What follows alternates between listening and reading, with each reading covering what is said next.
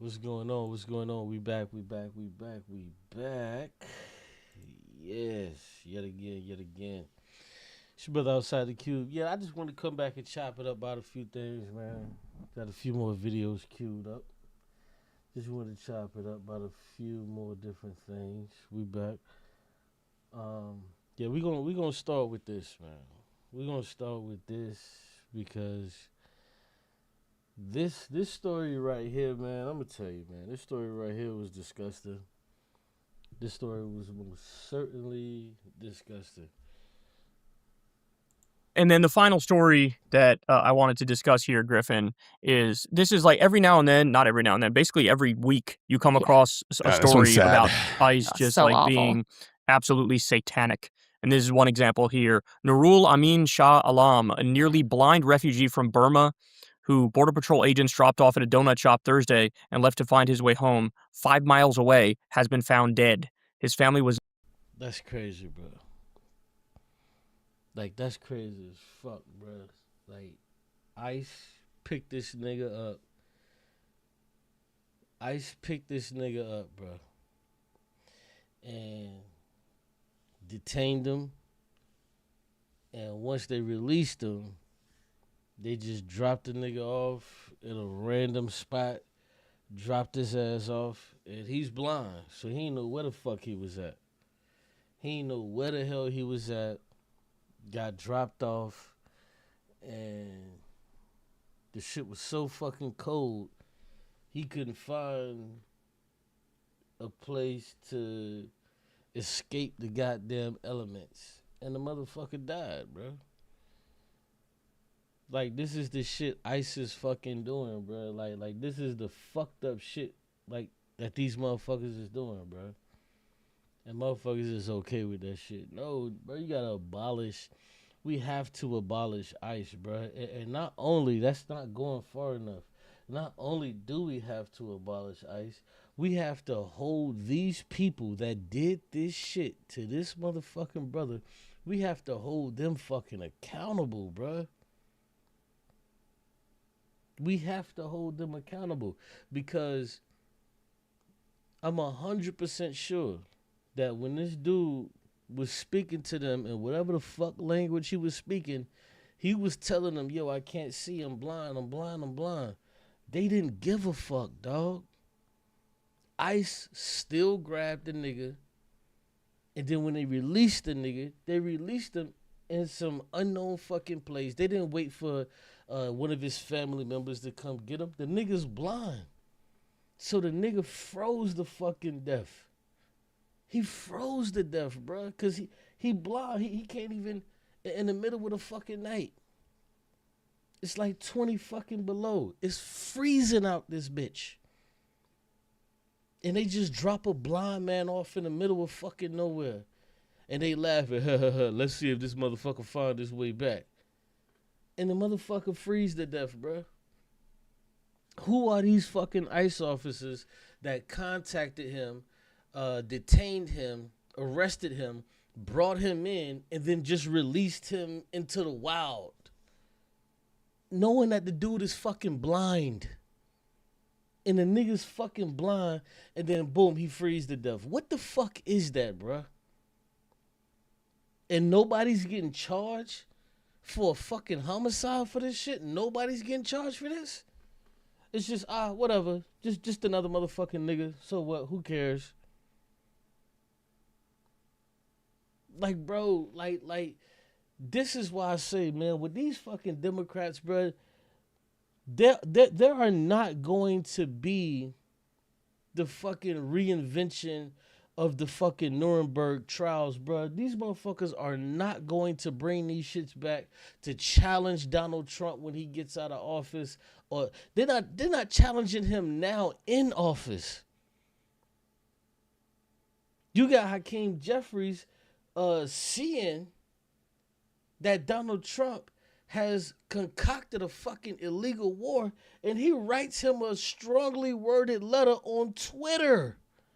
Like, what the fuck are you talking about, bruh?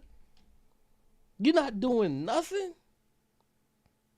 Yo, this is crazy, bro. The Democrats are not an opposition party. We just need to stop. We need to stop. Was not notified of his release. Police are investigating. So this is, I mean, we've seen like a number of examples of things this depraved, whether it's like tear gassing babies or running people over with your car and doing a hit and run or covering your face and committing murders in Minnesota, or literally there's evidence they lynched somebody in one of their concentration camps. I mean, this stuff never ends. And when you see stuff like this, to not Right, they sending niggas to CCOT in a whole different fucking country that niggas ain't even from, slave labor, like all of this shit, bruh.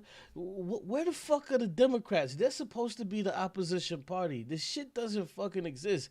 This is, bro, man. Bro, I swear on everything I love, bro. What the fuck are these niggas doing, bro? What are the Democrats doing? And we cannot continue to wait the fuck on the Democrats, bro.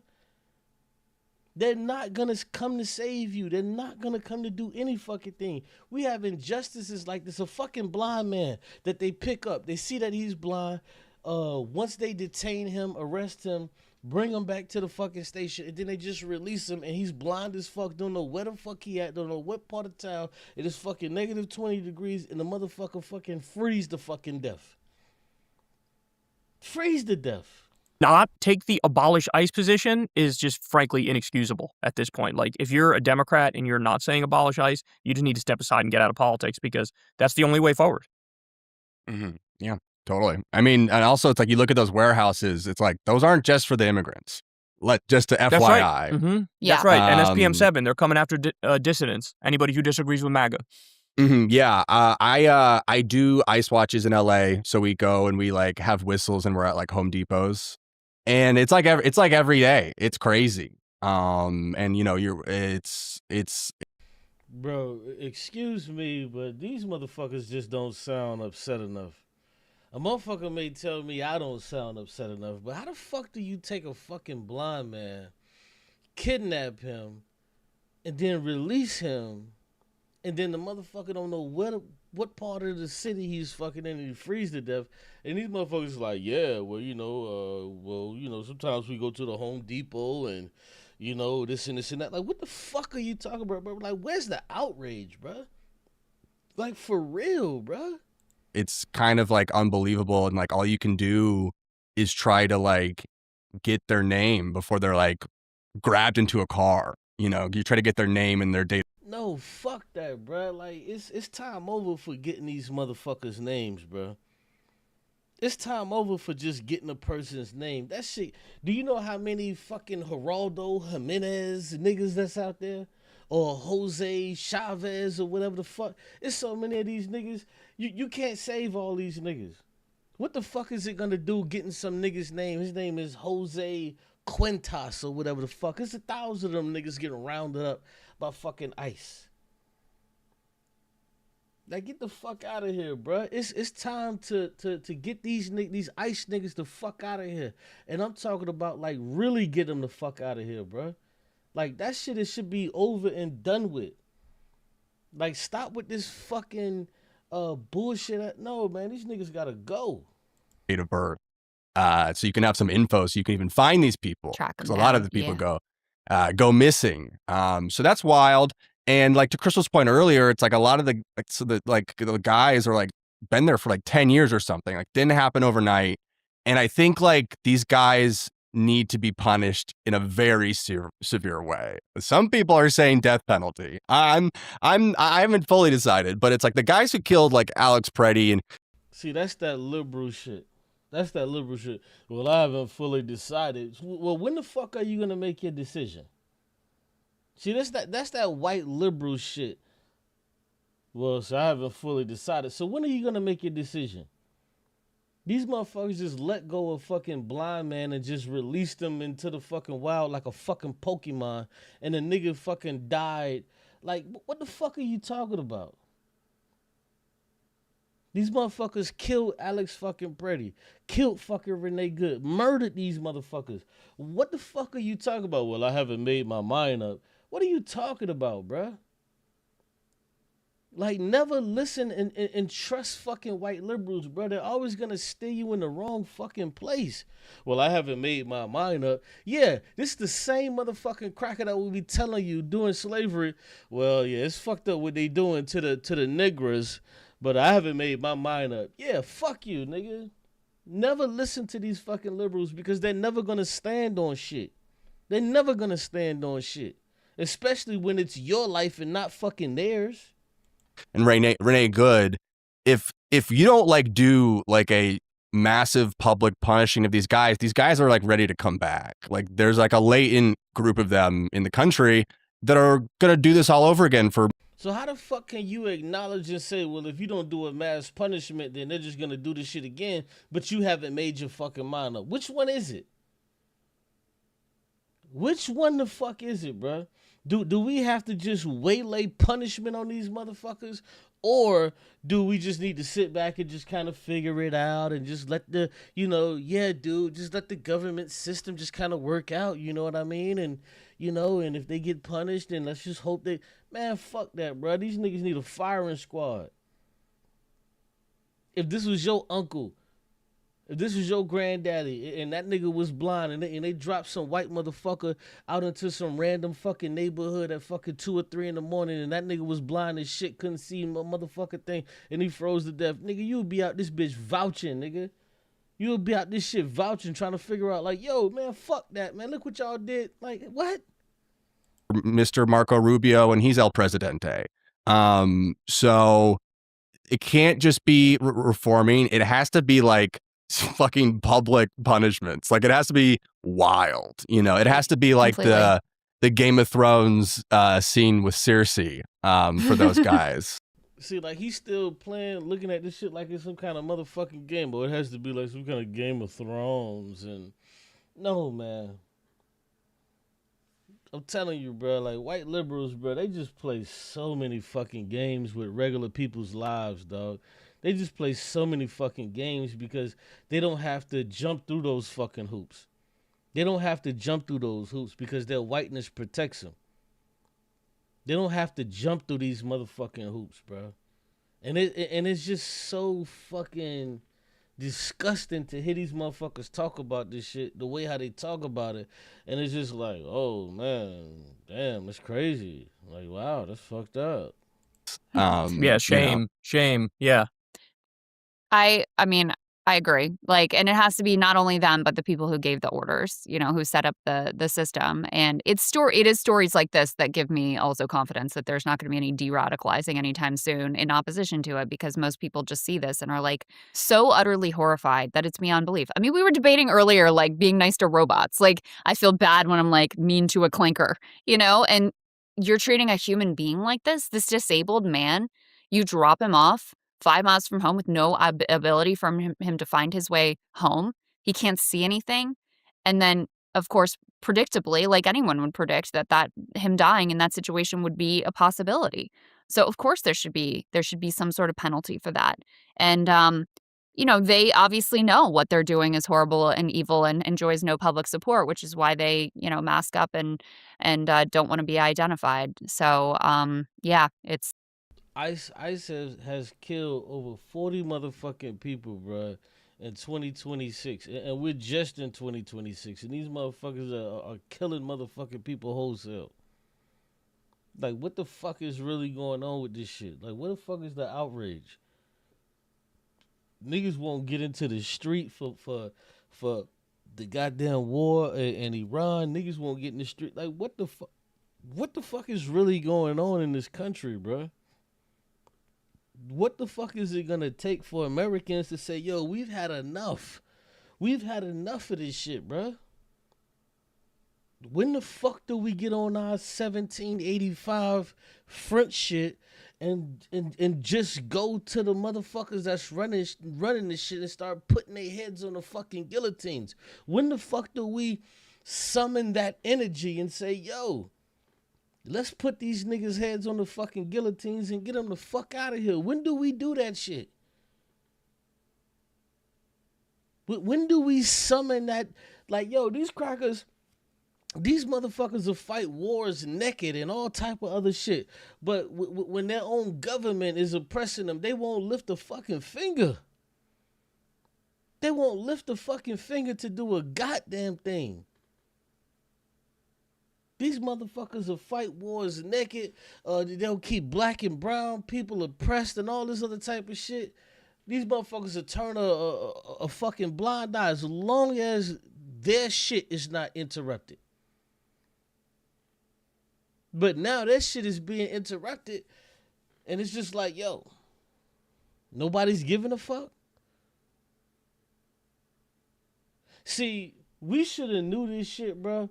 When we saw Occupy Wall Street back in 2009, when the 2008 crisis happened and nobody really did shit, it was just niggas marching on fucking Wall Street and niggas really weren't doing shit. Man, these white motherfuckers ain't really about that action, bro. They really not about that action for real, dog. They really not about that action, bro. We saw that shit back in 2008. These motherfuckers was losing their home, all this shit. Man, but you'll get a January 6th. You'll get a January 6th to where these motherfuckers will storm the goddamn Capitol because their favorite fucking probable pedophile can't get back in the fucking office. They'll storm the Capitol for that shit, but these motherfuckers, like, get the fuck out of here, bro. Shit corny. Shit corny as fuck. Just check this out. 50 years, 7-Eleven. Yeah. Wow, 50 years. Anything to say? That's crazy. This nigga been working for 50 fucking years for 7-Eleven, and all he got was a fucking picture from the goddamn CEO in an email, by the way. He got an email from the CEO saying, appreciate that, bruh. This nigga worked 50 years at 7-Eleven, and all he got was a picture from the CEO saying, appreciate that, bruh. That's crazy. 50 years, 7-Eleven. Yeah. That's all he got. That's all he got. Congratulations on your 50-year anniversary, Bosker. Appreciate that, cuz. Good looking out, my nigga. We couldn't have done it. I wouldn't have been able to make all of these millions without you. What's that old song? Without you, there's no me. God damn. You can work for a motherfucking company for 50 fucking years, and all you get is, man, you know I appreciate that, right, cuz? That's crazy. That's crazy. Wow, 50 years. Anything to say? Well, congratulations, man. Thank you. I work 5 days a week, 8 hours a day. And you do that because you have to, or? Yeah, I don't have enough income. Motherfucker say I work every motherfucking day. Well, why do you do that? I gotta do it because I don't have enough income. See, people are under the impression they see these old motherfuckers working these jobs, and the first thing they say, oh, that can never be me. I'm never gonna be motherfucking 80 years old working at Walmart. I'm never gonna be 80 years old excuse me, working at the Dollar Tree. I'm never gonna be 80 years old working at the 7-Eleven. Yes, nigga, the fuck you are. Yes, the fuck you are. These niggas say, nope, won't be me. I went to college. I got a degree.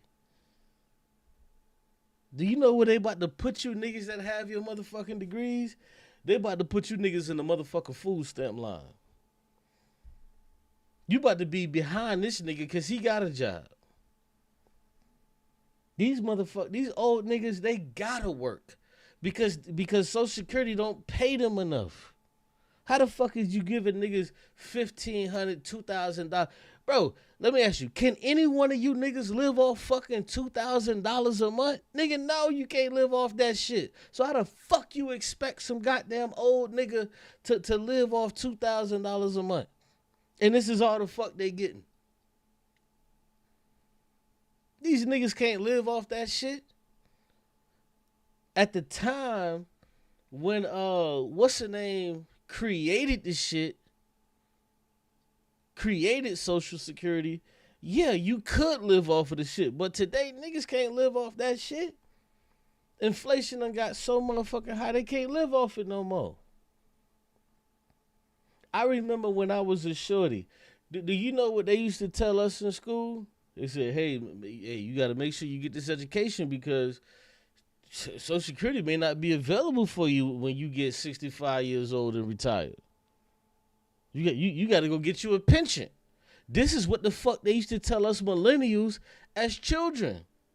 But guess what? Guess what they did? Now nobody gets fucking pensions anymore. Now nobody gets pensions. If you don't work for the government or if you're not a police officer, nigga, you don't get a pension.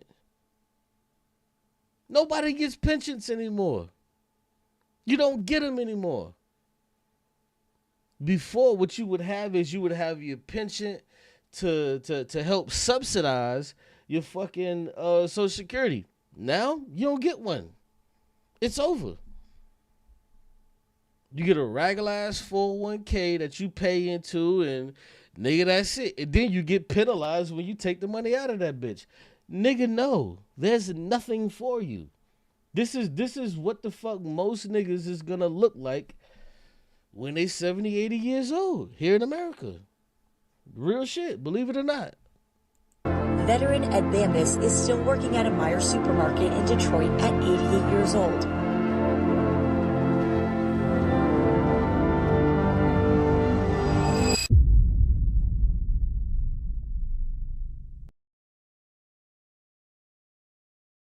There is a group here in America that we see every single day, and somehow we don't really see them, if you get what I mean. They're the old cashier who moves a little bit slower. There's that person at Walmart that checks your receipt before you leave. There's that man on the stocking shelves at 6 a.m. with hands that look like they've lived over 3 lifetimes. And there's that woman, cleaning office buildings long after everyone else has gone home. These are elderly working class Americans, okay? And these people should not. See, he said the key word. He said elderly working class. These are the people that were left behind.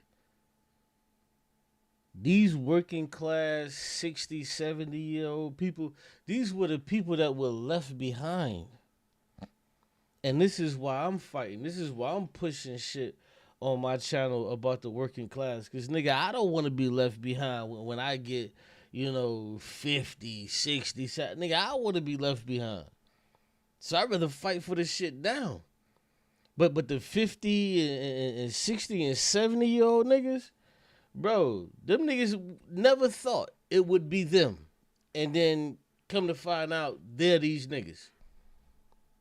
And there's so many of them. Only not be working, but they should be taken care of for the rest of their lives, whether it be by their family members or by the government, okay? Frankly, I think it should be both, but that's a whole, veil from another time. That's just... Well, see, the thing is, it can't be both. And what we've done in America is that we've pushed so hard and so much for individualism that we make it to where when a person becomes 18, we force them out of the house to go and live however the fuck they want to live and da-da-da-da. But when you look into places like Africa, places in certain parts of Europe, a lot of these people, what they'll do is they'll have their husband, they'll have their wives come live with them while they're still living in their parents' home. But what they'll do is they'll build an addition onto the home to where they can have their own private space. But in America, we don't do that shit. What we do is we say, well, get the fuck out of the house and go get your own shit. So now you got your parents living in this fucking huge 4-bedroom house with nobody to fuck in it. And they sitting there paying all of this motherfucking money every goddamn month for a house that they can't even fucking afford. Instead of saving that money and downsizing, they only start to downsize and get a smaller crib once the money runs out. Because so many of them, they get so old and they get so fucking bullheaded to it. They say, well, I just want to be in my home. I want to be in my home. No. America has pushed us into this corner to say, oh, well, you have to be in this individual shit. It was never supposed to be that way. Humans never lived that way. Humans lived in people groups. We lived in people groups. It didn't matter if you married someone else. Shit, everybody lived together. But America, what America did, America said, hey, you want that white picket fence with that 2.5 kids and a dog or a cat or whatever the fuck, and then everybody start to aspire for that shit, and you get you 2 or 3 cars. What the fuck you need 2 cars for? Motherfuckers is getting 2 cars when their wife or their significant other didn't even fucking work, still need 2 cars. Well, what if she gotta go to the store while I'm at work? What the fuck? So you mean to tell me not only am I paying $300, $400 a month if she wants to go to the store, but I'm also paying an extra $200 a fucking month and goddamn insurance if she want to go to the store? So an extra maybe $550 if the stay-at-home person wants to go to the store. And I say stay-at-home person, but realistically, it was mainly women. So you paying all of this extra fucking money. No, motherfucker, get you a scooter so you can zip around this motherfucker and get the way you got to go and get back or whatever the fuck. No, you don't need a car. But see, you do need a car because the way how they built our cities, they made it car dependent. They made it car dependent. So if you need to get somewhere, then you need a vehicle. The way how they do the zoning laws and shit like that. But let me play a little bit more of this. I just got so much shit to say, but I ain't gonna say too much. In my opinion, these are people who were supposed to be quote unquote done by now, right? These are people who were told to work hard and one day we will be able to enjoy retirement and you'll be able to rest, right? But for millions of seniors in this country, that promise has never arrived for them. We grew up with this idea that retirement is the finish line, okay? That after decades of labor that you finally get to breathe and live your life out, right? But the reality is much worse. It's way more harsh. Retirement isn't even a guarantee anymore. It is a luxury to be able to retire. And luxuries are distributed very unevenly in America if you can't tell by the wealth gap that we have. A lot of elderly workers don't even have 401ks. They didn't have stock options or employer pensions. They had hourly wages, physically demanding jobs, and just enough money to get by. And when you spend your entire life just trying to survive, there isn't much left over to prepare for the future or for even like your passions. Now let's imagine a 70-year-old that is still worrying about rent, all right? Imagine being 70 years old, still worried about rent. That personally isn't a reality that I don't want to live in. And yeah, you may not want to live in that reality, but that is going to be the reality for a lot of people, bro. For a lot of people. And imagine still choosing between medication and groceries. Still standing on your feet for 8 hours a day because Social Security alone isn't enough to live on. And we love to talk about hard work here in America. We praise grit, we praise hustle, but we rarely ask what happens to people after they've given us their bodies, their time, and their youth. Construction workers with. And see, this is the thing. This is what America has done. America has put everybody into the same system. So, like he says, like when he mentions construction workers, a person that's been answering phones or pushing papers for fucking 40 years, I'm not saying that you shouldn't be able to retire at the same time as a person who's been, doing hard labor. I would never say that, because work is work at the end of the day, and it has a psychological effect on you. But what I am saying is, we have to understand, if you've been working construction for fucking 30, 40 years, like, you shouldn't be working that shit for 40 years. But this is the way how America does it. America doesn't give you those things to where you can say, okay, well, I can stop working and I can be all right. America doesn't do that. Other countries, they do that. Because, like, for example, and I'll let the video play. For example, right, you would have, like, let's say you have a person working for the government, right? This person is getting sick time. They're getting fucking leave time. They getting fucking vacation time and all of that shit that they could take off. But if you look at your average person that works for fucking McDonald's, or if they work for fucking Walmart, they don't offer sick time. They don't offer vacation time. So what you have is, let's say you take two people, right? Start off at 20 years old. This one person is working at McDonald's and this other person is working for the government. This one person working for the government, they finna get their 15, maybe 16 days off vacation a year. This person working for the government, they're probably gonna get maybe 15 days of sick time and whatever the fuck. But you have this person working for McDonald's, they get none of that time. So this person is waking up Monday through Friday, going to this fucking job, week in and week out. Week in, week out. Week in, week out.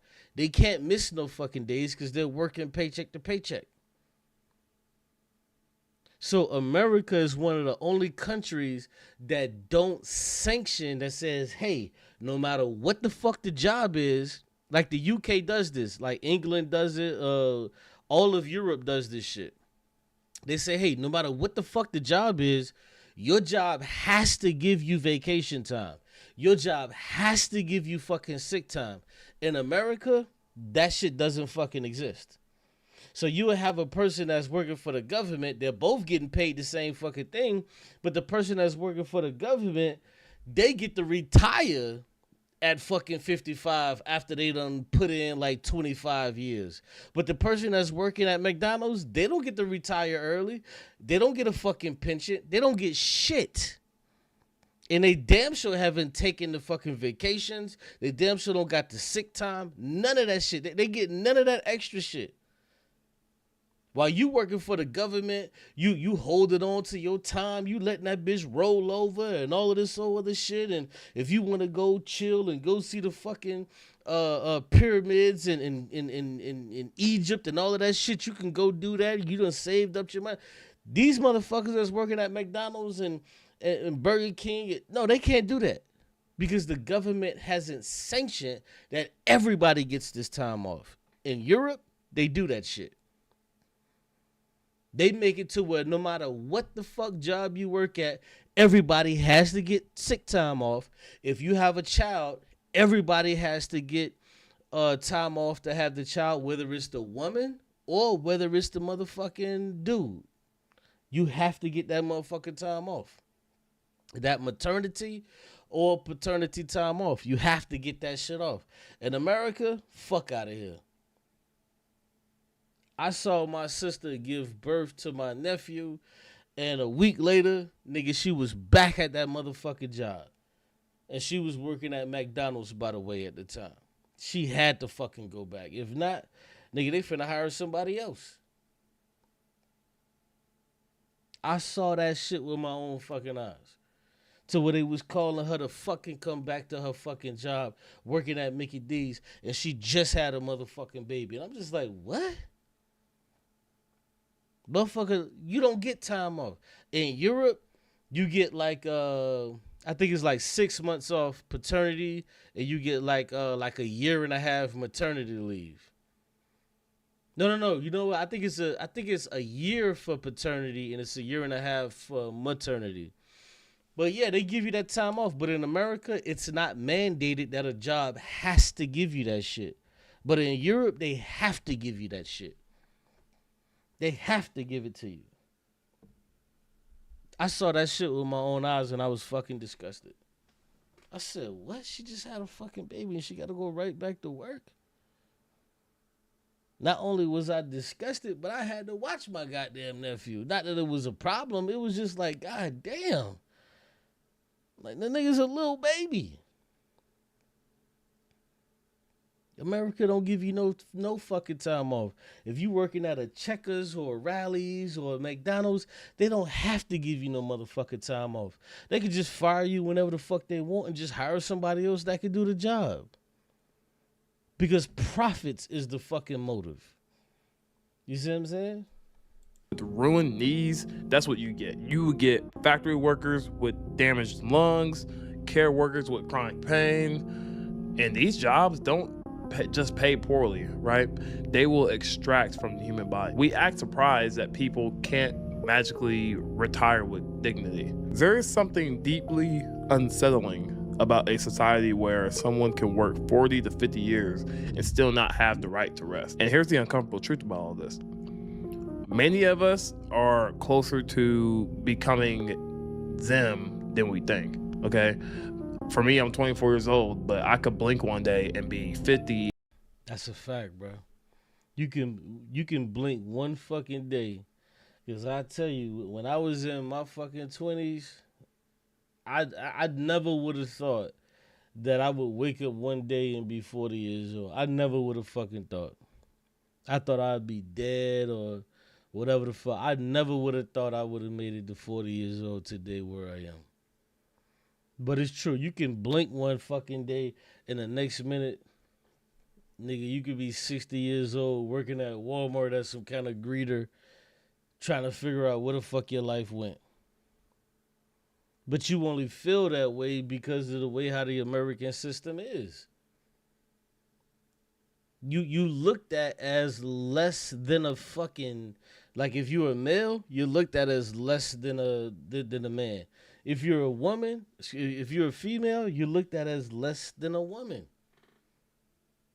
Because think about it, when you go to Walmart, man, you don't respect the niggas that's checking your tag when you walk out of fucking Walmart. You don't respect those people. You don't give a fuck what they doing. You just trying to get your shit, get out of there and go on with your fucking life. But you ain't taking a second to think about this person and, you know, what the fuck they done went through. You don't give a fuck. Because this is how our society has pushed us into a corner to say, fuck these people. Why should we care about their life and the decisions that they made? They made their bed, sleep in it. This is why no matter what you say, no matter what you do, there's always gonna be a motherfucker to say, well, you should have chose a different job. The only reason you're in this situation is because of what you chose.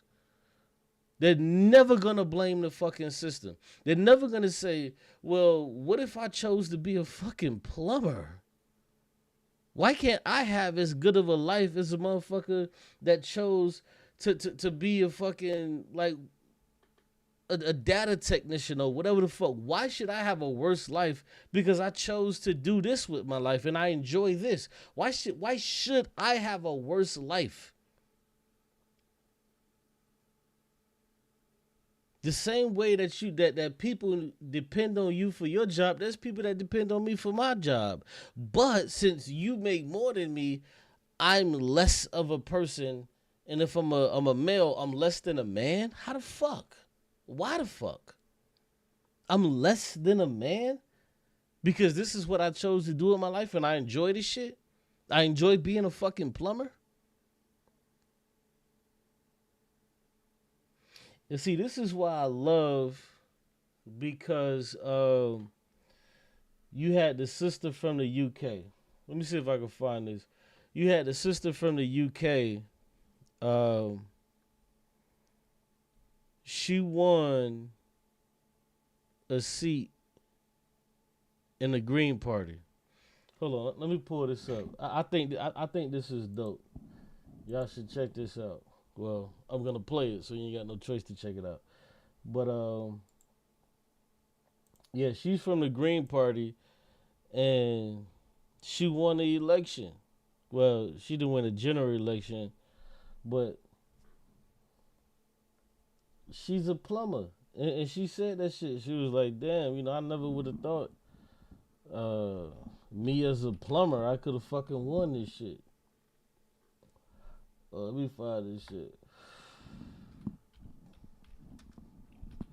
This shit was so dope to me, man. I saw this shit, I was like, damn, oh, here it is. Let me see. Here it is right here.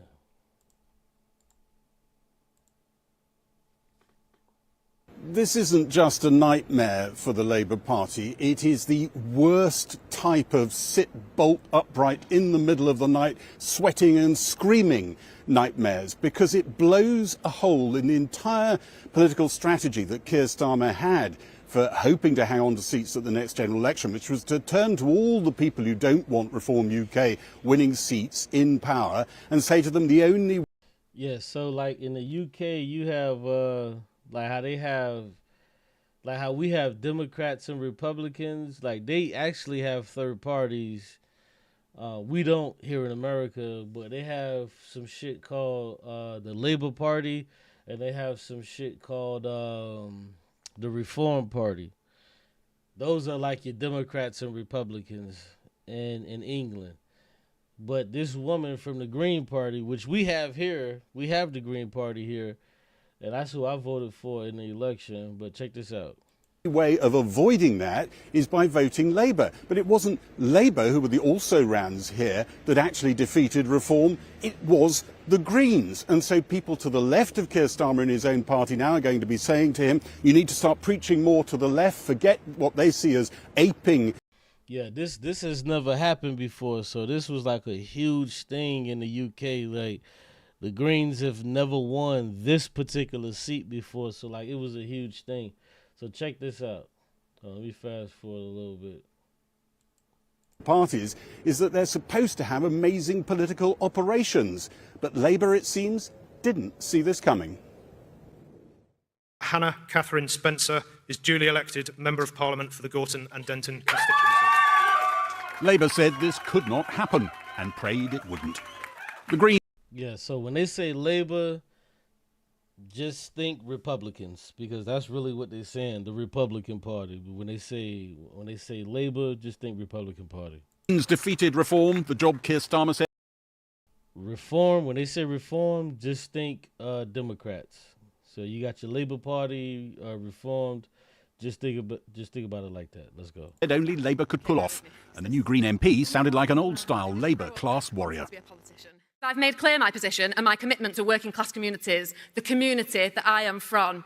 People in their thousands told me on the doorsteps and at the ballot box that what we are sick of is being let down and looked down on, that we are sick of our hard work making other people rich. Hannah Spencer barely mentioned green issues in her acceptance speech, the broader radical agenda of the party's leader, Zach Polansky, now road-tested triumphantly. Keir Starmer, in defeat, repeated his campaign appeals. I will keep on fighting for those people for as long as I've got breath in my body. I will also fight against extremes in politics, on the right and the left, parties who want to tear our country apart. Is that a good tactic to label thousands of voters extremists? It's a dreadful tactic. Labour could have won back traditional Labour voters by being a better government, not by calling parties names. Reform UK's vote in unpromising... Well, I'm trying to get into her speech. I don't know why they didn't. Let me see if I can find her speech. Let me see if I can find. Yeah, what? that came together to... I want to find her speech, because she gave a damn good speech. Hold on. Green Party just won a parliamentary by-election for the first time in history. For the first time in history. So when motherfuckers say, oh, you wasting your vote by voting for the Green Party, this is what the fuck they was saying in England. Because I voted for the Green Party in this past election for Dr. Jill Stein. So when motherfuckers say, oh, you wasting your vote, don't believe these motherfuckers, bro. Don't believe them. Don't listen to them. They're full of shit. They're full of shit. I voted for the Green Party in America. This motherfucker got her votes, bro. Hannah Spencer, a plumber who just qualified as a plasterer, took 40.7% of the vote in Gorton and Denton on a swing of... This woman is a fucking plumber. Just saying. 27.5 points from Labour. Labour, who won this seat with a 13,000 majority 19 months ago, collapsed to third place on 25.4%. But see, look at this. These motherfuckers got 5 goddamn parties. We only got fucking 2. They got 5 parties. You got the Greens, you got the Reforms, you got the Labours, Conservatives. Like, they got 5. We only got 2. Like, we're fucked. This is why, like, we have to campaign for the Green Party here in America to really try to, you know what I'm saying, really get them popping, because we can really change shit. Behind Reform, the Conservatives got 1.9%, their worst by-election result ever. And if you're sitting there thinking, good, Labour had it coming, yeah, fair. But before you celebrate, you should probably know what the party that just won actually wants to do. Because the Greens want to raise taxes by $170 billion. Okay, so here we go with the propaganda. Oh, so the Green Party, they want to raise taxes. Yeah, bitch, we want to fucking raise taxes. We want to raise taxes on all the rich motherfuckers, and we want to cut taxes on the poor. See, this is the shit that they never say. They never talk about this shit. They say, oh, they want to raise taxes. Yes. Yeah, we want to raise taxes, but we want to raise taxes on the richest. We want to raise taxes on the fucking richest so we can actually get some fucking trickle-down economics. We can't leave trickle-down economics or supply side to the fucking richest people, because they're never going to fucking pay more. They're not going to pay more. They're not going to do the shit. So we have to put the shit in fucking law to make them pay more. And here in America, it's terrible, because these motherfuckers, they'll just move from California to Florida. They'll move from New York to fucking Texas. But if you put this shit into law to where they can't fucking run, and you don't give them no motherfucking stronghold or safe haven, then now they got to pay that shit. This is why they leave. This is why these rich motherfuckers, this is why $1 trillion done left out of motherfucking California and done went to fucking Texas, and they went to Texas and Miami. They trying to now form the shit that they had in goddamn California. They trying to form that shit in Miami now. It's fucking disgusting. No, pay, bitch, pay. Like, fuck all that stupid propaganda shit. No, nigga, pay. This is her. Let me see if I can find her speech. Hi there. Morning. Morning. Hi there. Morning.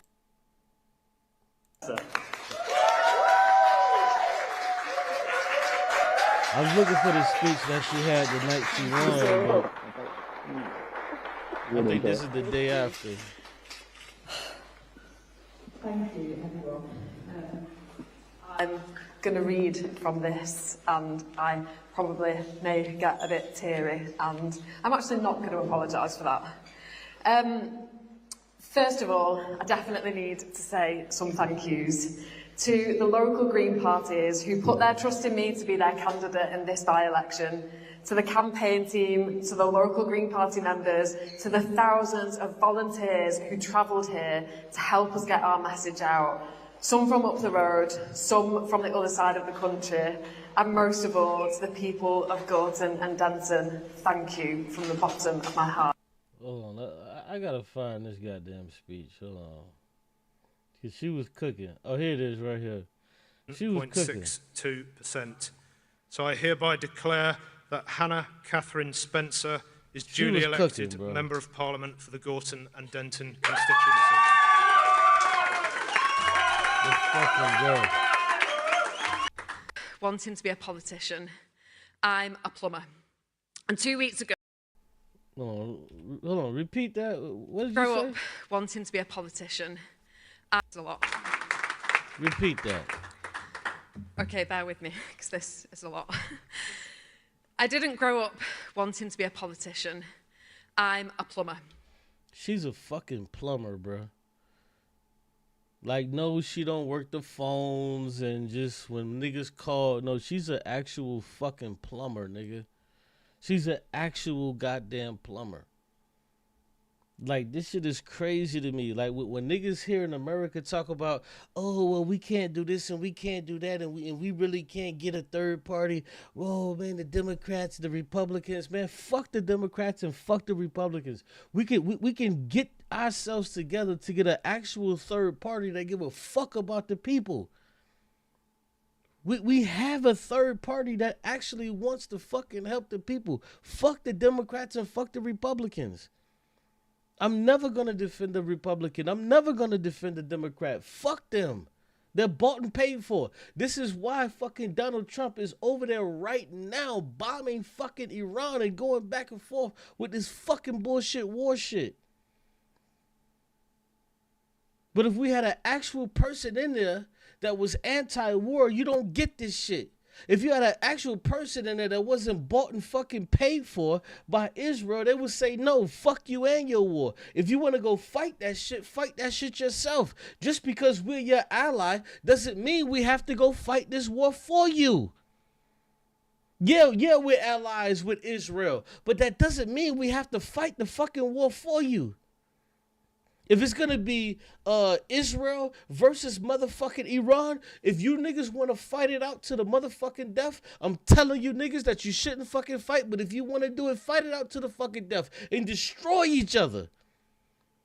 I'm telling you not to fucking do it. But if this is what the fuck you want to do, I can't fucking stop you. But I would never put a fucking American citizen's life in the middle of this shit. Never kill yourself doing this shit. And 2 weeks ago, during all this, I also qualified as a plasterer.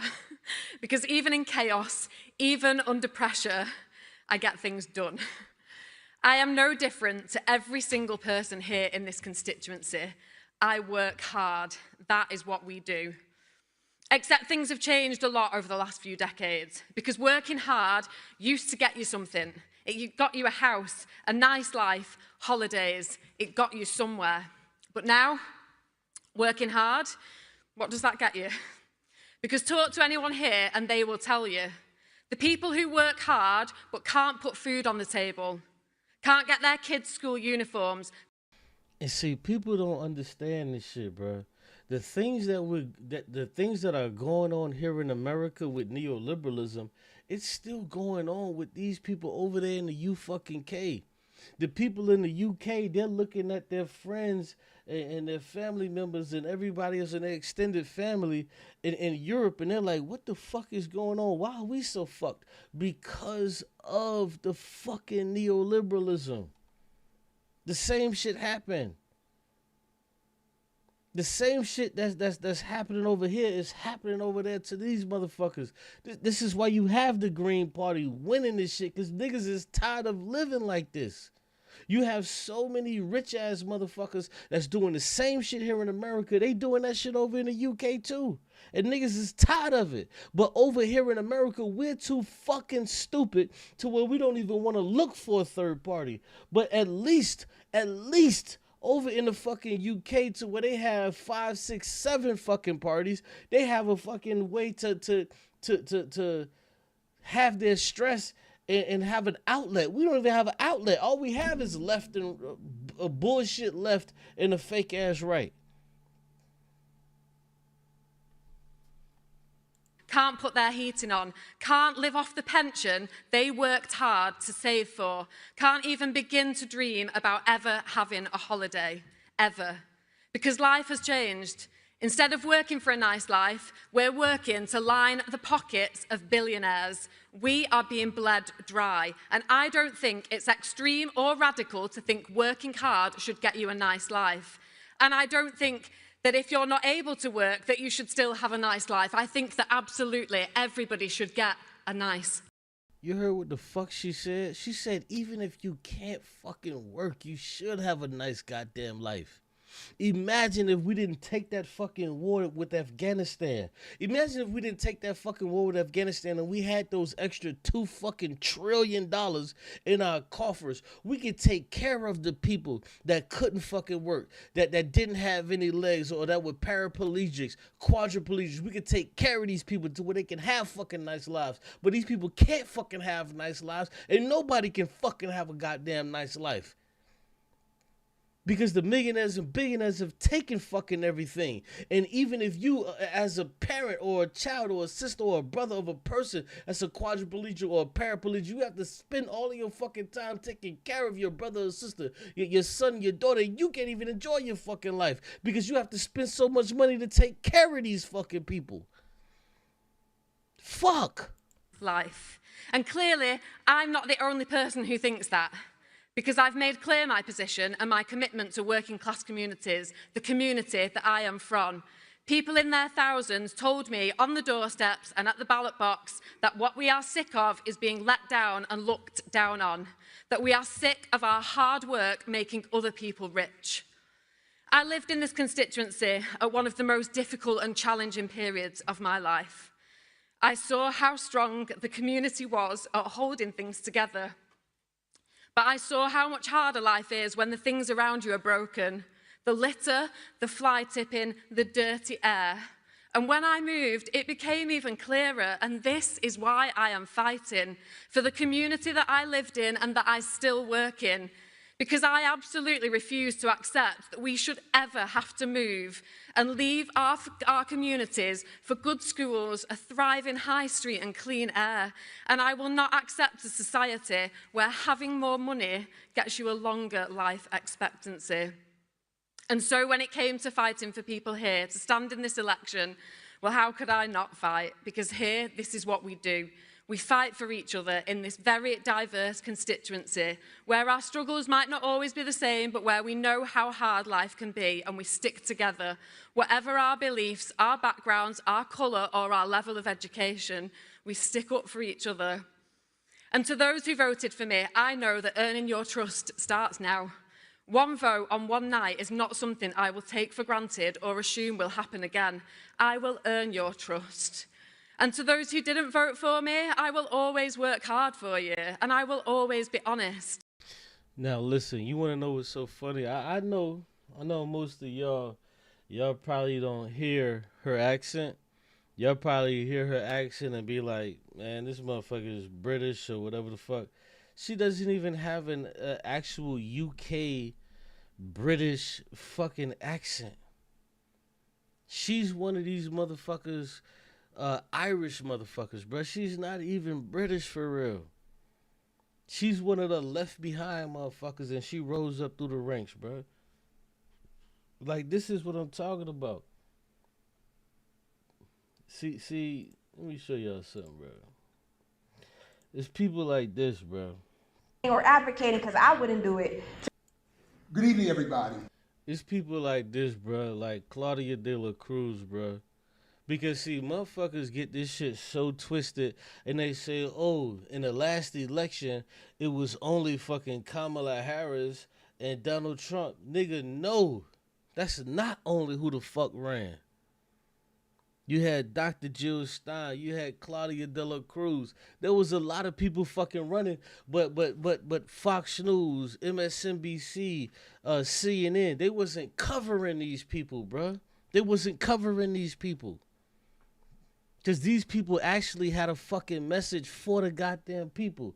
These people were the people that were saying, you know what we gonna do? Instead of spending $1 trillion a fucking year on the war budget, we gonna cut that shit in half and actually do something for the people. Let me play a little bit of this. Good evening. Thank you all for being here. It's an honor for me to be playing host. I want to quickly thank Hiri and his whole crew for putting this together and inviting me to host, and then coming here, helping us get set up, and then running off to the more important fatherly means to do so. If you don't mind, want to start with this question of when the subject matter is capitalism versus socialism. How do you initially even engage those concepts, their popular understanding? Pay very close attention, please, man. I'm not playing this shit for my fucking health. What the realities are of them, and then why you've reached the obvious logical conclusion of which one we would need. Amazing question. So you went right to an organizational question. Amazing question. That's what you did. Okay. First and foremost, thank you all for being here. Thank you, Ari, for the invitation, and Jared, obviously, for inviting me. And anywhere Jared says I need to be, I go. And so I'm here. It's an interesting question, the one that you posed, because, and the reason that I say it's an organizational question, is an organizer's question, is how do we move people? Well, let me say this. If I wasn't a Green Party member, I would have voted for Claudia De La Cruz. I would have voted for her. But by the time I found out about her, I was already a Green Party member, and I was like, shit, let me put my vote where it need to be. But I love the shit she talked. But Dr. Jill Stein, she also had a great platform, so I voted for Dr. Jill Stein. But it's like, come on, bro. Like it's crazy to me that we just look at the shit like there's only Democrats and Republicans running. No, bro. Claudia De La Cruz is not a fucking Democrat, bro. She's a goddamn socialist. She's not fucking with none of this stupid shit that these other motherfuckers is on. She's not on none of that, bro. She's about helping the people the same way how Dr. Jill Stein is. Let's go. And this is... I had niggas telling me, oh, man, Cube, you're a misogynist and this and this and that. I'm like, how the fuck am I a misogynist, nigga, when I voted for a woman to be a president? While you niggas was giving out tokens for a fucking female president, nigga, I was actually voting for a president that was a female president that was going to make shit better for everybody. Like, nigga, miss me with that fucking stupid ass shit. That's kind of like the gist of it all. How do we move people to understand the crimes of capitalism? Because that's how we need to kind of start. If we conceive that we are not okay, that society is not okay, that it is not okay for profit to be made by people being massively incarcerated, that it is not okay for the continuous pumping of money to policing, to surveillance, to persecute young, poor, Black and brown kids. If we understand that what's happening with ICE, the kidnapping of our people in these streets, people who are working, who are being labeled criminal, but are being targeted at work. If we believe that's wrong, we need to understand that that is inherent to the capitalist system. Fucking, it's inherent to the system because that's what the system is, bro. That's what the system is, and we should fuck with people like this because motherfuckers will tell you, oh man, well we need to vote for this person or vote for that person. Like, no, fuck these people. The same way how motherfuckers is running around talking about something, well, we need to vote for Jasmine Crockett and vote for Jasmine Crockett. No, Jasmine Crockett is the same fucking one that sent money to fucking Israel to where they got the money that they got now to fucking bomb fucking Iraq. Like, get out of here. Miss me with this crazy stuff you niggas talking, bro. Like, there's no, bro, there's no grassroots about the Black community anymore, and it kills me. It kills me. You know, my man said something, bro. My man said something. He said, yo, why is it that in the black community, we so quick to say, well, you know, black people are not a monolith. Black people are not a monolith. And when he said that, I was like, well, we're not a fucking monolith. Like, we all don't fucking think the same. And why the fuck should we think the same? My man right here, Dr. Jared Ball, on the right-hand side, he said that. And in my mind, initially, I was like, yeah, bro, you wrong on that. Yeah, I just disagree. You wrong on that. Like, we shouldn't be a monolith. We all should be able to have our own thoughts and ideas on how we want things to go. And you know what he said? He was like, bro, that's a psyop, bro.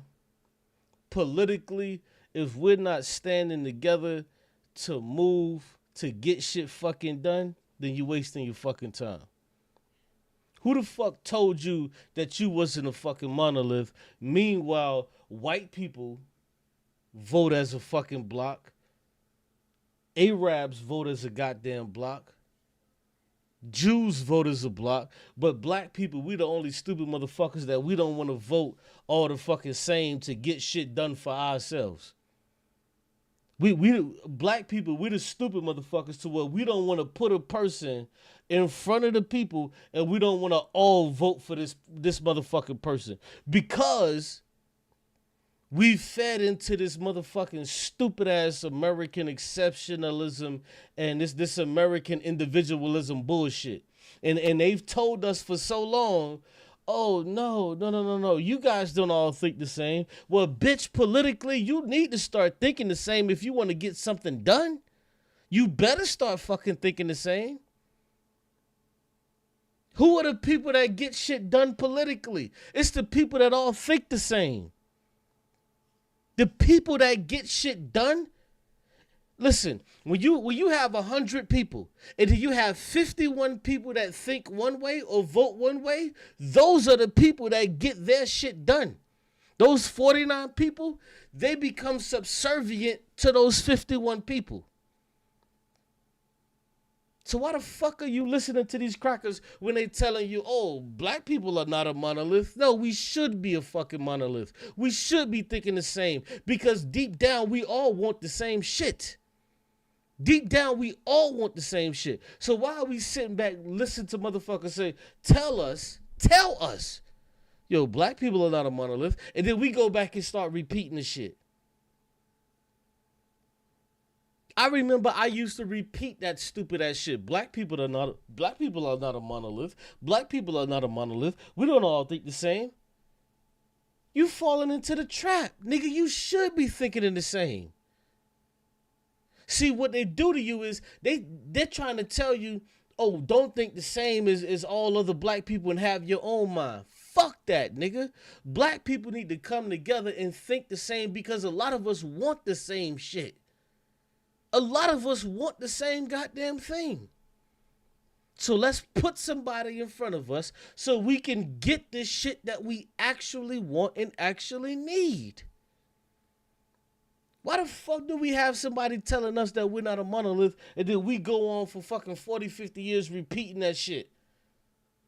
You never had nobody in the fucking 30s, 40s, 50s, 60s, 70s talk about black people ain't a monolith, black people ain't a monolith. But now, do you notice in the 80s and 90s, they started kicking that shit? Black people are not a monolith.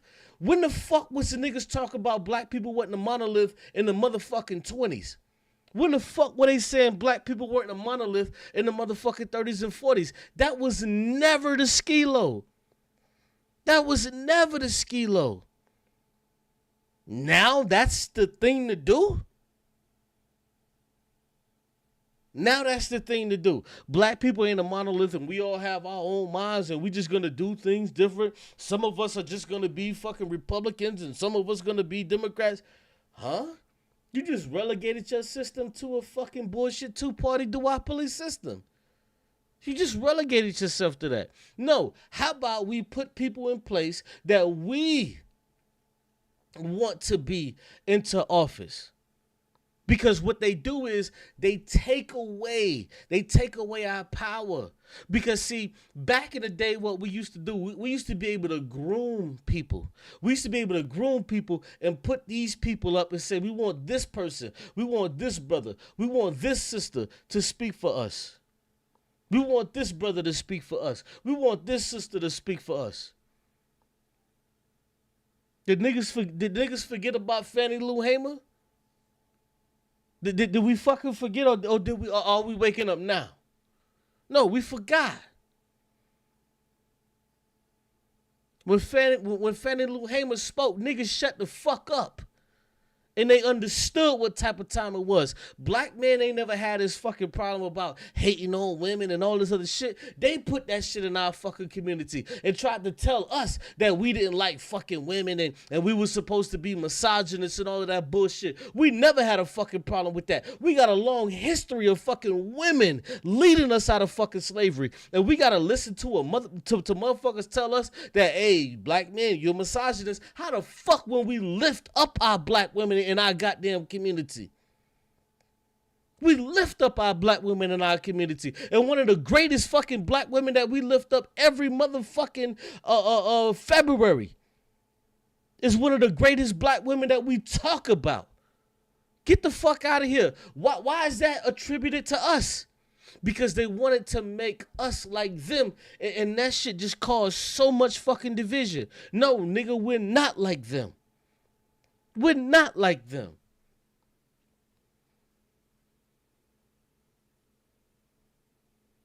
Sojourner Truth, all of these sisters, we never had no problem with these sisters.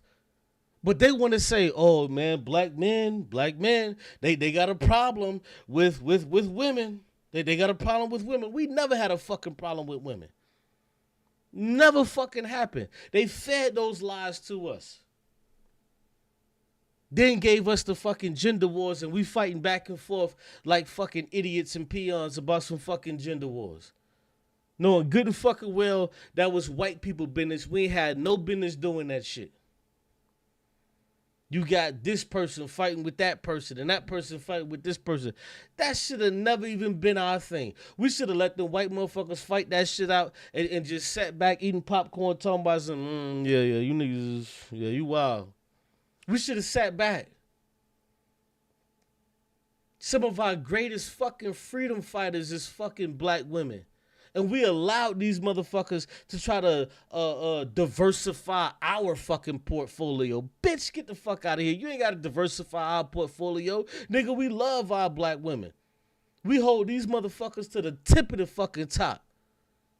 Nigga, you can't get, nigga, back in the day, you couldn't get out of a fucking black home without knowing about Madam C.J. Walker, Fannie Lou Hamer. You couldn't get out of a fucking black home without knowing about these great women. But they lied to us and told us, well, see, there's a problem. There's a problem in the black household with you know, niggas is what? There's never been a problem with black men and loving black women. That's bullshit. They lied to y'all.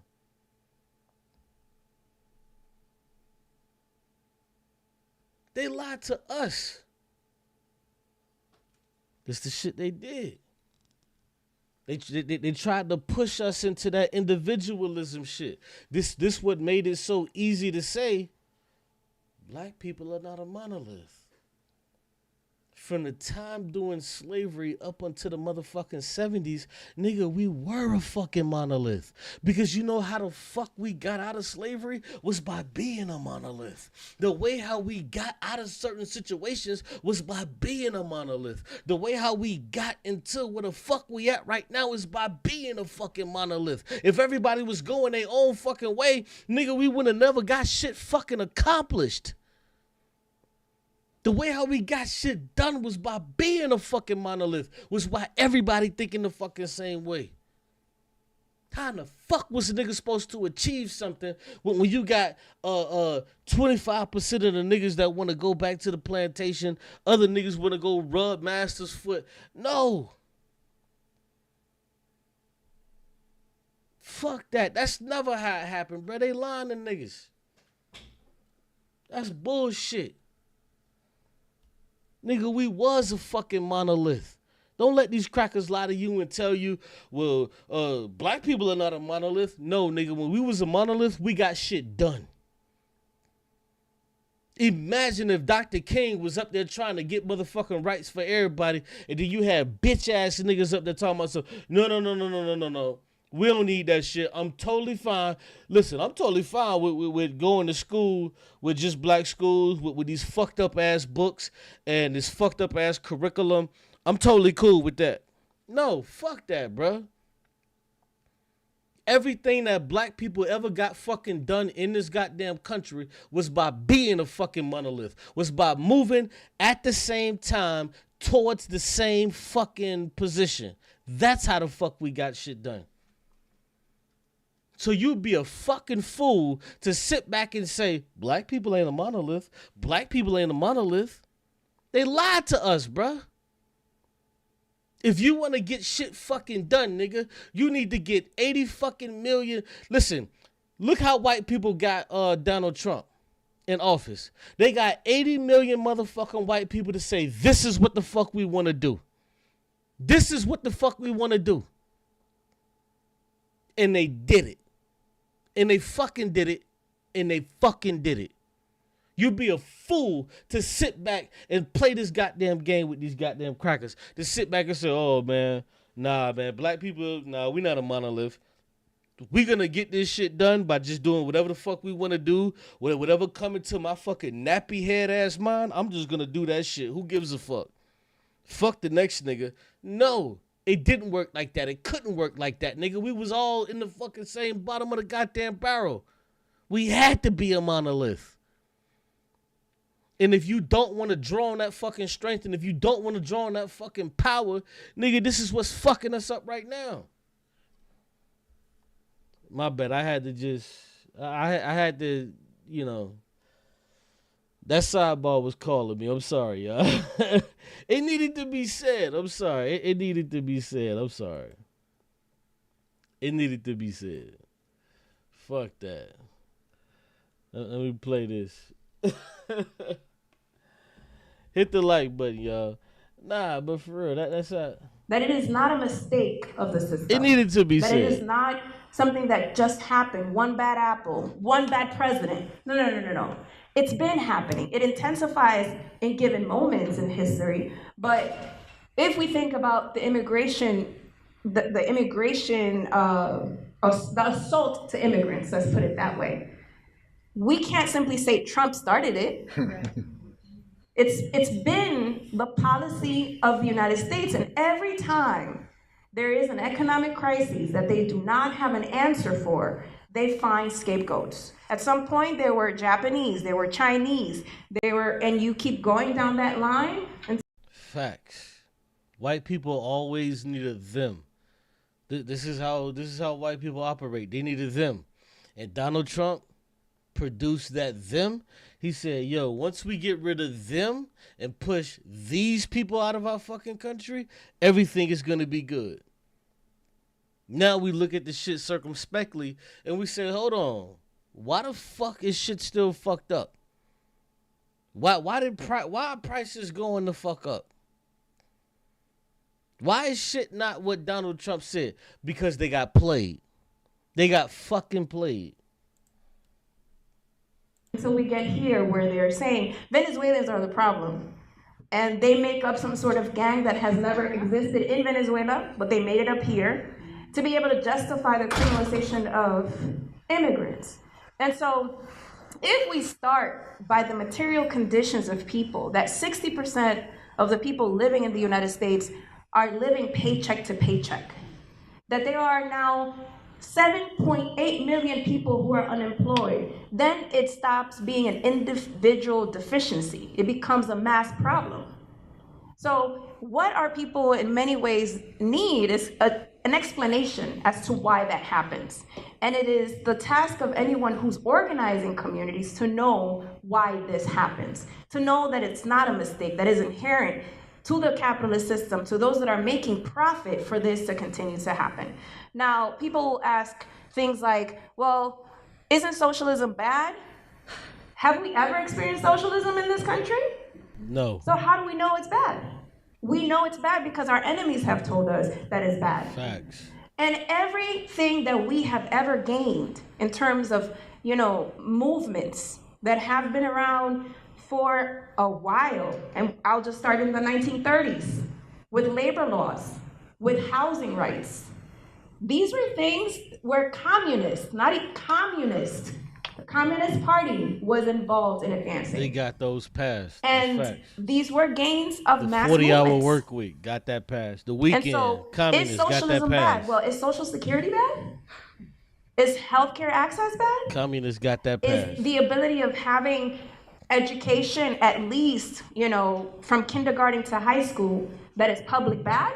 Because all of these gains are things that socialists were part of winning. And so socialism. Yeah, let me just pause that real quick. All of that stuff she's talking about, communists got that passed. Communists got that shit passed, whether it's the weekend, whether it's fucking the 40-hour work week, because niggas had a 60-hour work week to where they would have one day off. Niggas got the Socialist Party of America got the fucking the 40-hour work week and got niggas the weekends off. Got niggas the weekends off. That's how this shit got passed, bro. And see, motherfuckers be like, well, how did they actually get that passed? I'm going to tell you how they got that passed. Because once you start to look at the things that were going on in Russia, to where American people started this, like, perfect example. When American people started to see all of the things that were going on in Russia, they was like, God damn, man, them niggas just kind of living good over there. The motherfuckers working a 40-hour work week. That women are working. That women actually have fucking rights. That they're not like beholden unto, their men, shit like that. So America, they had to put a stopgap, and some of those stopgaps was, hey, let's give y'all this, or hey, let's give y'all that, or hey, let's give y'all this, so people wouldn't fucking revolt. Because even right now, this is why they took the TikTok shit away. Because if you just go on TikTok, what you used to be able to see was, you used to be able to see all of the shit how the Chinese people are living. Do you know what the fuck that does to people living in America when they see how Chinese people are living? That if they get into like a medical emergency and they don't have to pay fucking $2,000 for a goddamn taxi to take them to to the fucking to the hospital, to where they're then gonna have to spend another fucking $20,000. Like, niggas start looking at this shit like, what the fuck? Because motherfuckers on TikTok, the Chinese niggas was like, yo, what the fuck is going on over there? You mean to tell me you niggas is paying $2,000 just to take a fucking taxi to the goddamn shit, and then on top of that, you motherfuckers is paying like 20 and 30 grand for this or that? Them niggas was laughing at us. So America said, fuck it, since we not gonna change the system, let's just take the fucking TikTok away from these motherfuckers. So they took the shit. So now what do you see? Everybody that was making money on TikTok, all of that shit, it ain't making money no more. Niggas done moved over. They got this new shit called Upscroll. That's what niggas is at now. Like, niggas is leaving that TikTok shit. Niggas is slowly migrating to this shit called Upscroll. Same shit, like niggas is up out of there, bro, because the money done dried up. The money done dried up, bro, because they done fucked over this shit. America done did the America shit, and niggas just like, nah. That's like you had the shit called Red Note, Xiao Hong Shui, as it's called in China. Niggas, bro, you had Red Note. Motherfuckers in America was going over there on Red Note, telling people the price they pay for their shit. Yo, the Chinese people, I wish I could find them shits. The Chinese people was going crazy. They was like, what? You motherfuckers in America really have to pay for this? You really have to pay for that? Damn, you mean to tell me you got some shit called a fucking homeowners association to where you can't even grow fucking tomatoes in your fucking front yard? What the fuck type of stupid shit is that? Like, Chinese niggas was laughing at us. They was like, yo, you mean to tell me that you can't fucking grow cucumbers in your fucking front yard? Niggas was like, yo, what the fuck is this? This is crazy. They couldn't believe this shit. But it's real. But it's real. You cannot grow this shit in your front yard. Niggas like, hold on.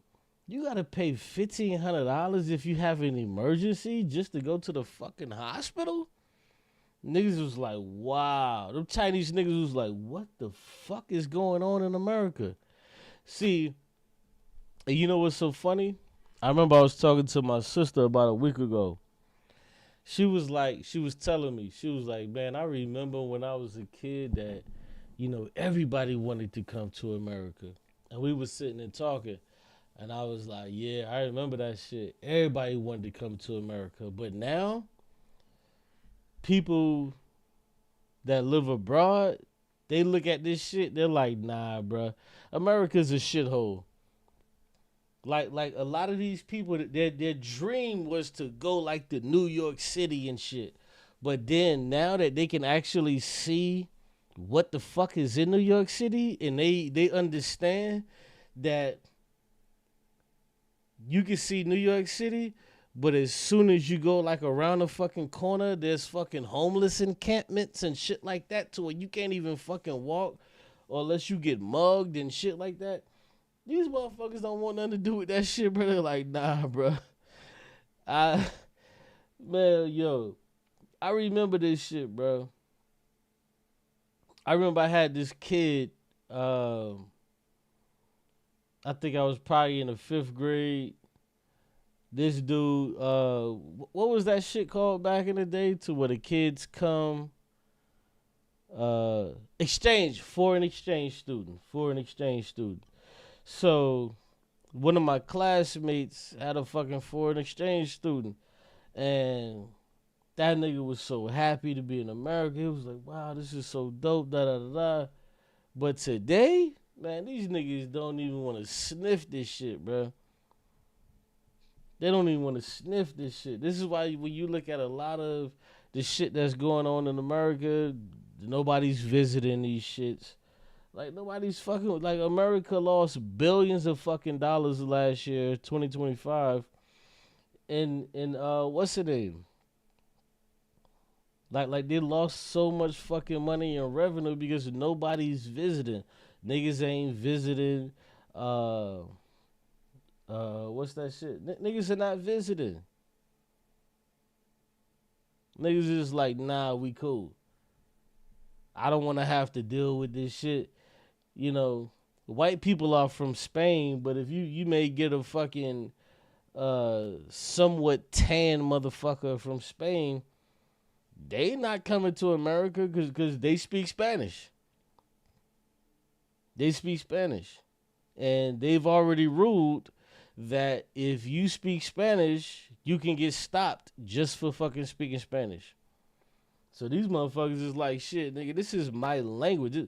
These motherfuckers from Spain is like, yo, this is my home language. I don't want to fucking go to America and spend $2,000, $3,000, fucking $4,000 just to go to a fucking place to get stopped. And motherfuckers pull me over, detain me. Some of these motherfuckers are getting detained at the goddamn airport, bro. Like, it's just terrible. Like, even the dude, I don't know if y'all know him, Tucker Carlson, that used to be on Fox News. This bitch got detained in fucking Israel. Like it's just crazy. It's just crazy. There's a whole bunch of shit going on. Is not bad, but our enemies have told us that is bad. And they have made an effort, very intense effort, in vilifying socialist countries that have less resources in some ways, because their resources have been stolen, right, through colonization and imperialism, saying, well, Cuba hasn't been able to move forward. But how is Cuba supposed to move forward with a 60-plus year blockade? With having the United States steal $15 million a day from the Cuban economy? How? Right, and that's what they do, because the American government says, hey, you know what? You can sell shit to Cuba if you want, but if you sell to them, then now we're going to fucking put a blockade on you to where now you can't buy or sell. And like America runs the fucking world.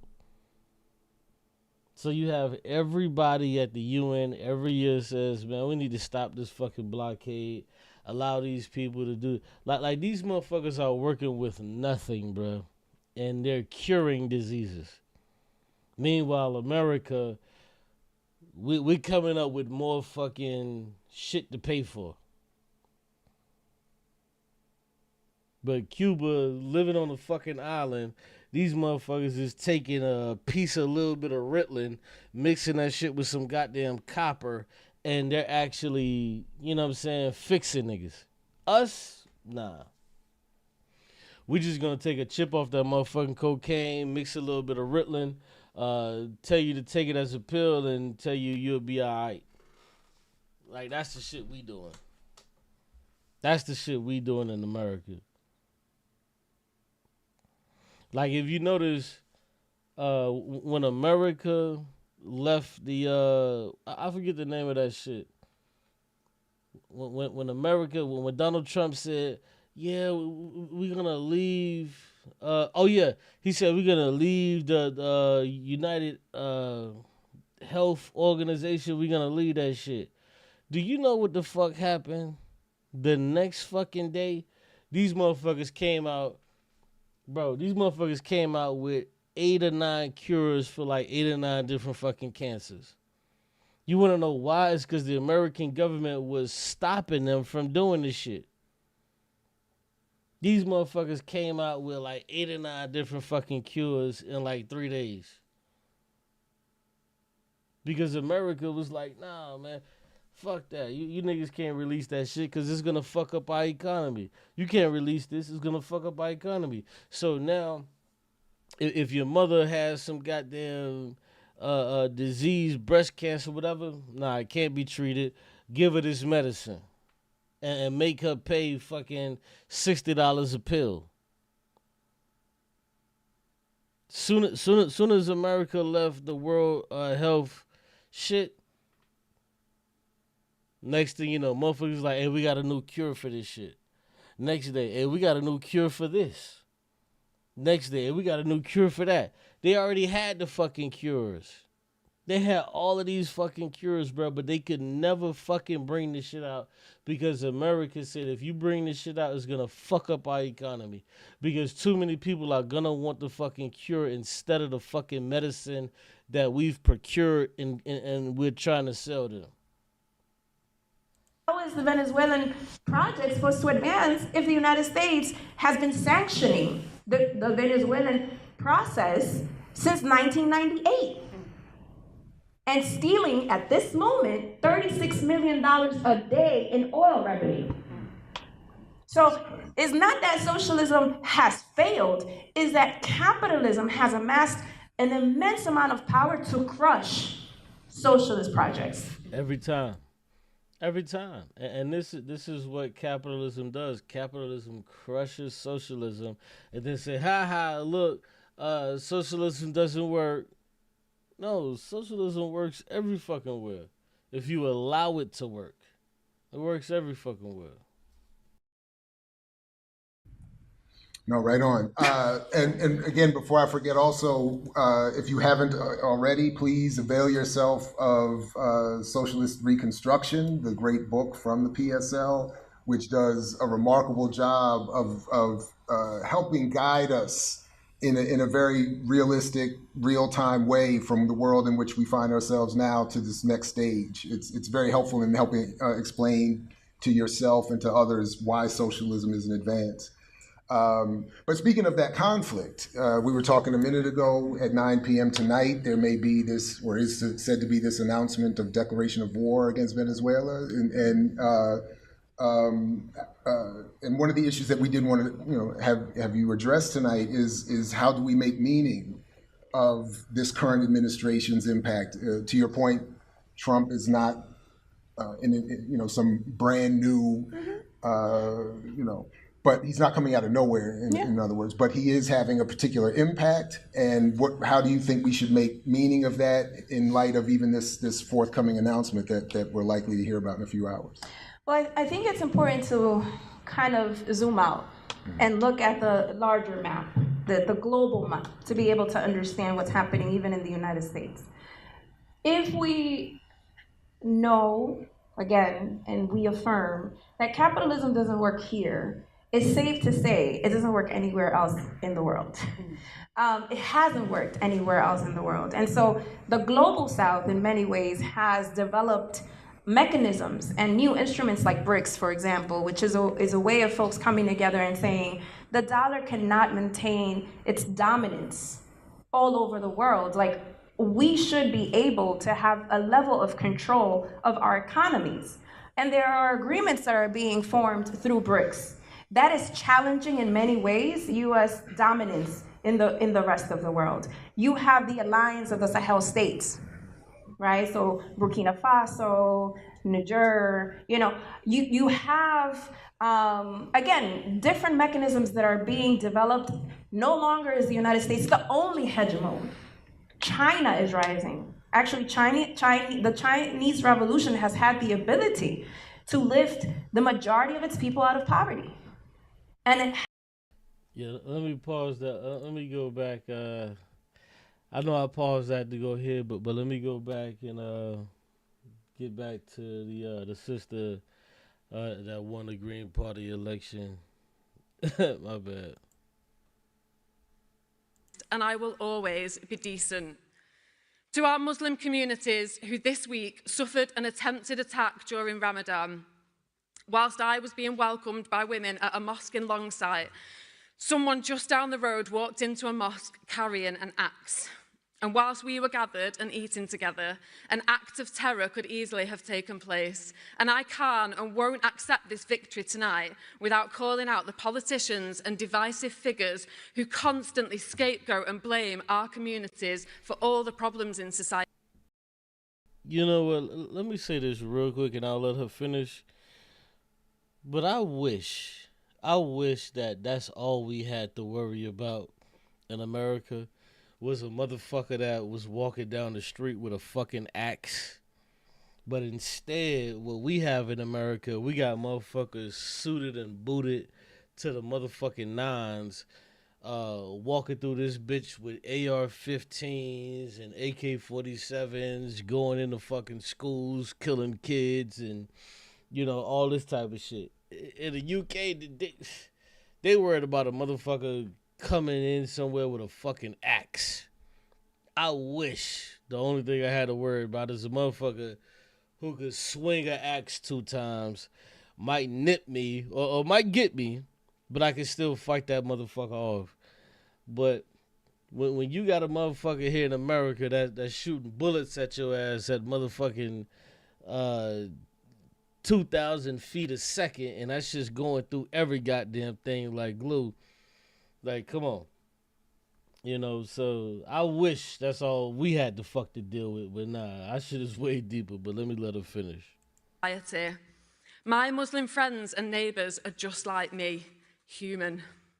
And of course, to our white working class communities, the background that I have become so proud to be from, we know how it feels to be looked down on, maybe because we didn't do well at school, maybe because we do dirty manual jobs, because we are shut out of places we should be in. To people here in Gorton and Denton who feel left behind and isolated, I see you and I will fight for you. Bro, I ain't even gonna lie, bro. On some G shit, that was dope as fuck. That was dope as fuck because not only did she lead with everybody else, but she said, yo, even to the white people, bro. Even to the white people, I know y'all may feel discouraged or whatever the fuck. But listen, man, even to the white people, I fuck with y'all and I'm gonna fight for y'all too. Don't feel no type of way. This Gordon shit that we in, this is supposed to be for everybody. For white people, Muslims, it's supposed to be for everybody, bruh. You know, so like that shit was dope, bruh. Like I just loved her speech because she touched everybody. Because like you got these white motherfuckers that think, oh man, we should just own everything and run everything. Bitch, if you know anything about fucking England, you know that these motherfuckers have been running through the fucking world taking shit for fucking 600 motherfucking years and never got their fucking comeuppance. But she said, yo, even for the white people, bro, I fuck with y'all too. Don't trip. She like, yeah, I'm fucking with the black and brown niggas and I'm gonna make sure they get theirs. But for the white people, I got y'all too. Bitch, I'm white. So why the fuck would I not want, you know, my people to be good? Nigga, I want everybody to be good. And I like how she didn't like, you know, do no milquetoast bullshit. And she was just like, yo, I want everybody to be good. Just because you white don't mean I gotta play or fake or front. No, I want everybody to be good. And just because you're white doesn't mean you gotta be left out or left behind, you know. Fuck it, shit. Yeah, white people have done a lot of bullshit. They've done a lot of bullshit, but the rich whites have left you motherfucking backward ass whites. They've left y'all behind to do the dirty work. So yeah, fight. Listen, bro. I'm a fucking communist, bro. I'm a socialist. I fight for white people too. Because I believe that class supersedes fucking race. Not that we shouldn't look at fucking race. That'd just be dumb. But it supersedes fucking race, bro. Like, for example, Jay-Z don't give a fuck about me. It's up to you motherfuckers to give a fuck about me and me to give a fuck about you. Jay-Z is in a different class. That nigga could be riding by in his fucking Rolls Royce and my house is on fire. Do you think that nigga's gonna stop and try to do anything? No. Like you had niggas upset with J. Cole.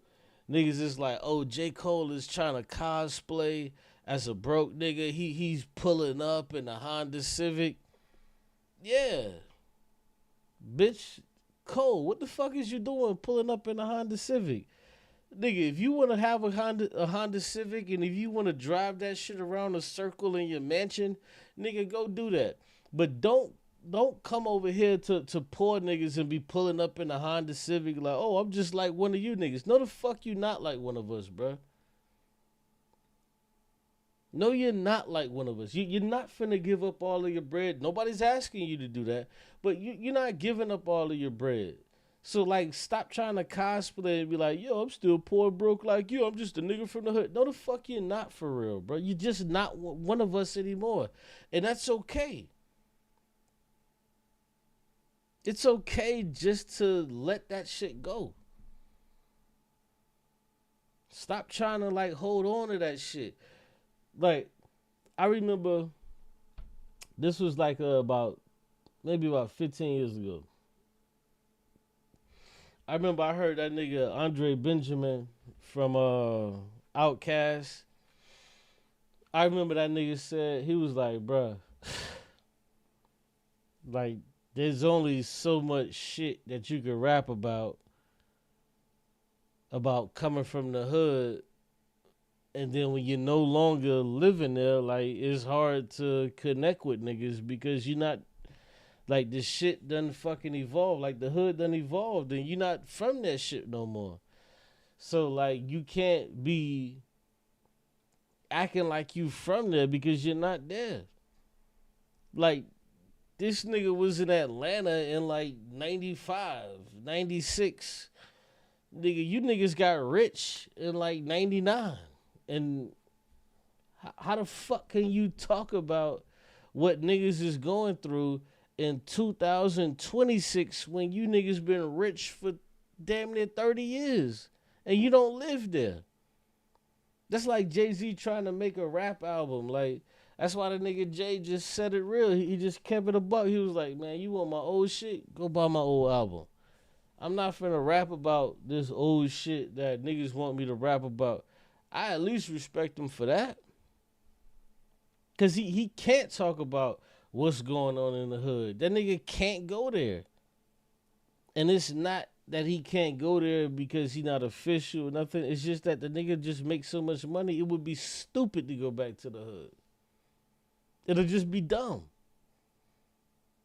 So, like, he can't rap about what the fuck is going on in the neighborhood. That nigga don't live in Marcy Projects. The nigga haven't lived there in 30, 40 years. Like, and secondly, why the fuck are you taking tips from niggas that don't even share the same class as you?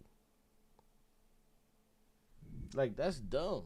Like Jay-Z is a fucking bozo. You know what I'm saying? Like these niggas are dumb. But let's go. Because whilst our communities may sometimes be labelled in different ways, the thing everyone seems to have underestimated here, especially over the last few weeks, is how similar we all actually are. How we have common ground, how we get along, how we stand up for each other. The cracks that were starting to show can be healed, and I believe that it is through offering people hope and a chance to do things differently and do things better. Now, to my customers, I'm sorry, but I think I might have to cancel the work that you had booked in because I'm heading to Parliament. And when I get there, I will make... That's dope. That's dope as fuck. She said, to my customers, man, I can't even do the work no more. I'm going to Parliament. I'm going to the government. Because she was really a fucking plumber. She was really a fucking plumber, bro. And we don't have that shit in America, bro. In America, we don't have that shit. We don't have motherfuckers who was really working a job and then boom, you know, like the closest we got to that was like AOC, to where she was like a bartender. The closest we got to that shit was Alexandria Ocasio-Cortez, to where she was a fucking bartender. That's the closest we got to that. But she's not even for us.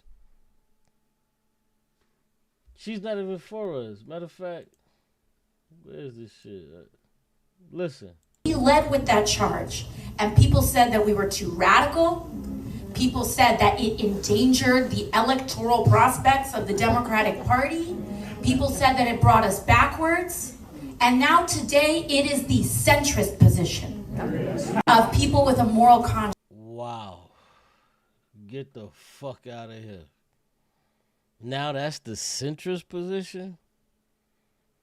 So now radicalism is the centrist position? She's playing a trick on niggas.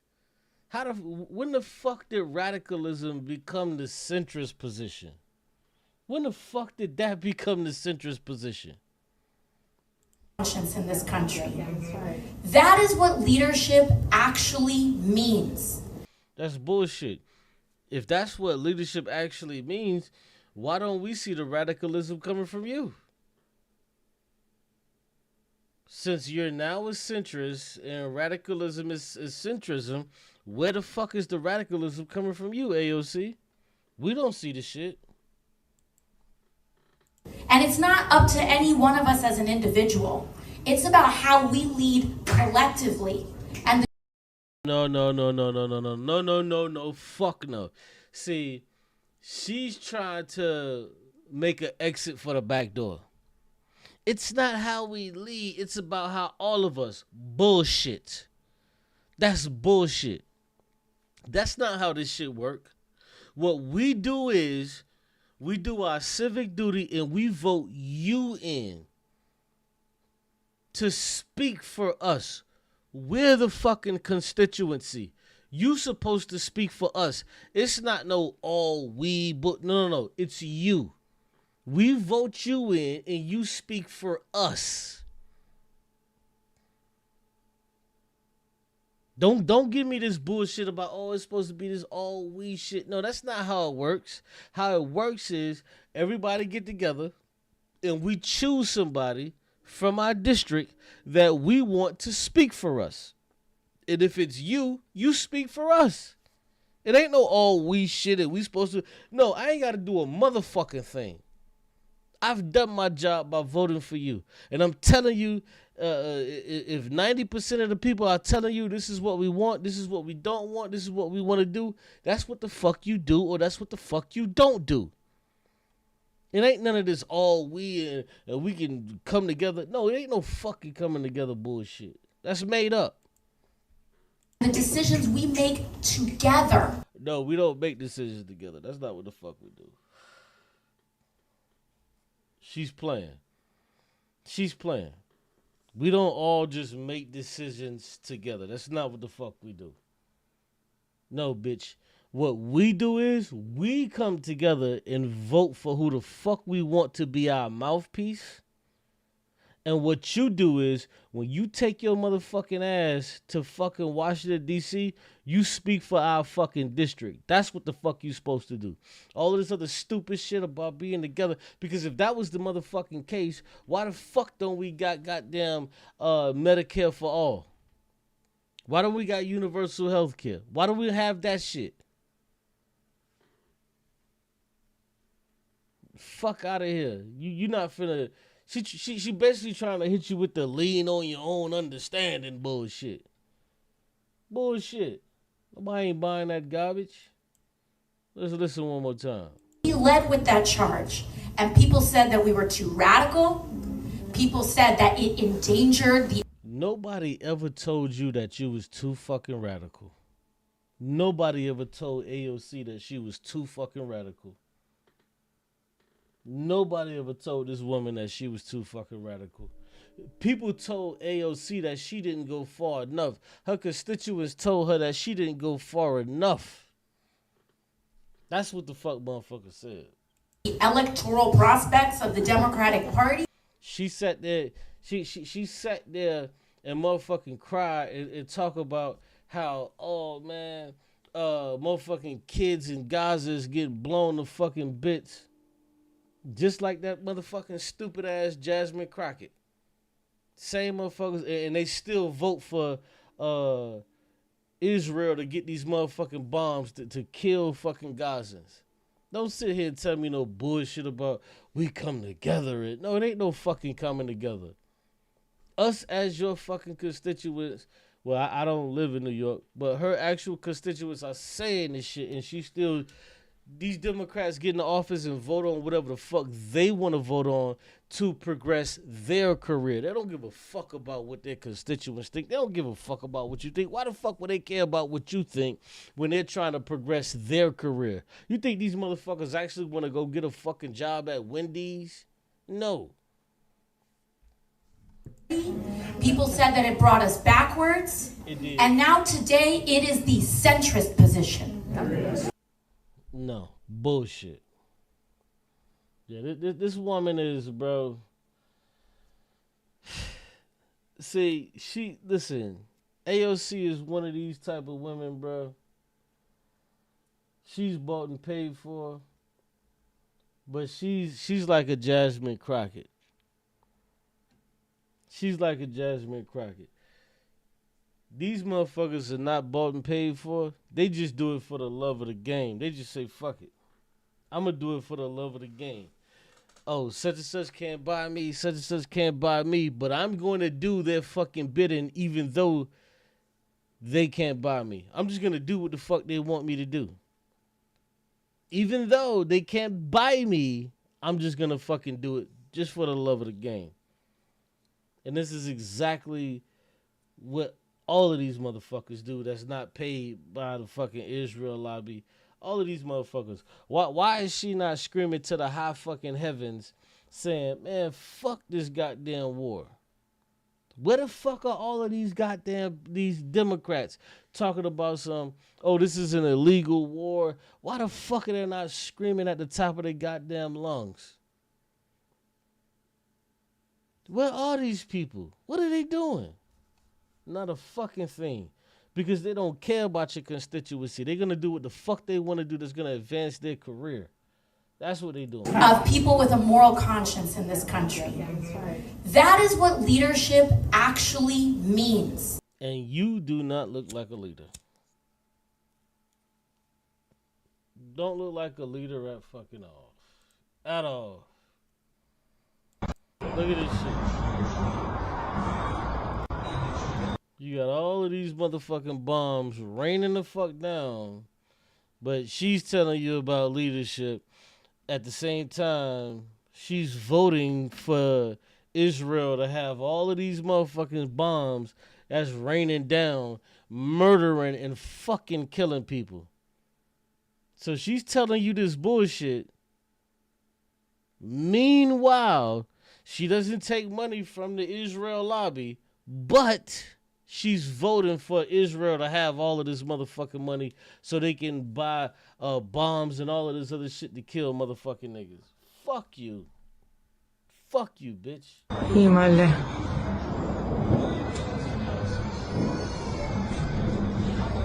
Fuck out of here.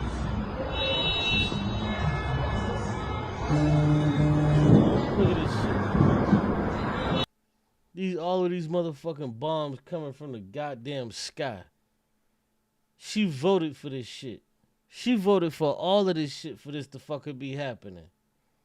And she want to sit the fuck back and say, no, I don't like this, I don't like this. But you voted for this. You voted for this shit. You, Jasmine Crockett, and all the motherfuckers want to sit back and be like, oh, man, we didn't want this, and we got to get Trump out. Well, bitch, you voted for the shit. You wanted this shit to fuck out. You voted. So how are you mad with your vote?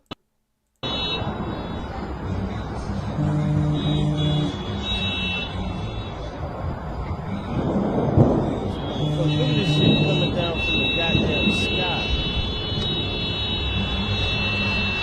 Look at these goddamn bombs. Look, these shit look like they coming down from the sky.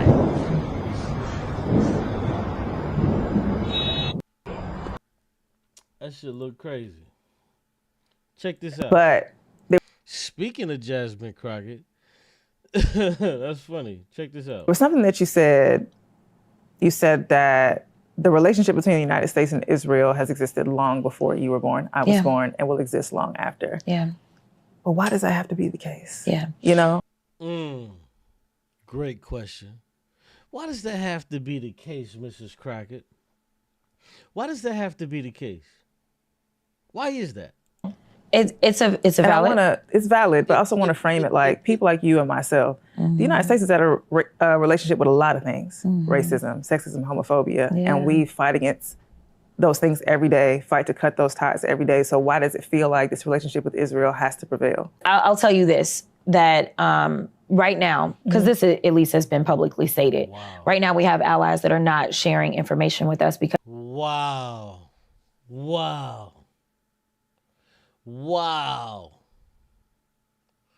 This is your Jasmine Crockett.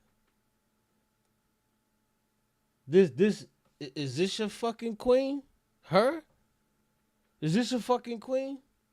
That's on the side of the fucking Israelis that's just bombing niggas and killing motherfucking kids for no goddamn reason? That's been killing fucking kids for 3 years? Is this your queen? She asked a simple fucking question. Jasmine Crockett said, well, the Israeli relationship with America and Israel has been here before I was born and it's going to be here forever. Really? Why the fuck would you want this shit to be here forever when you have the opportunity to sever this shit knowing what the fuck these people are doing to kids over in fucking Gaza and what the fuck they're doing over in Iran? Why the fuck would you want to be a part of that?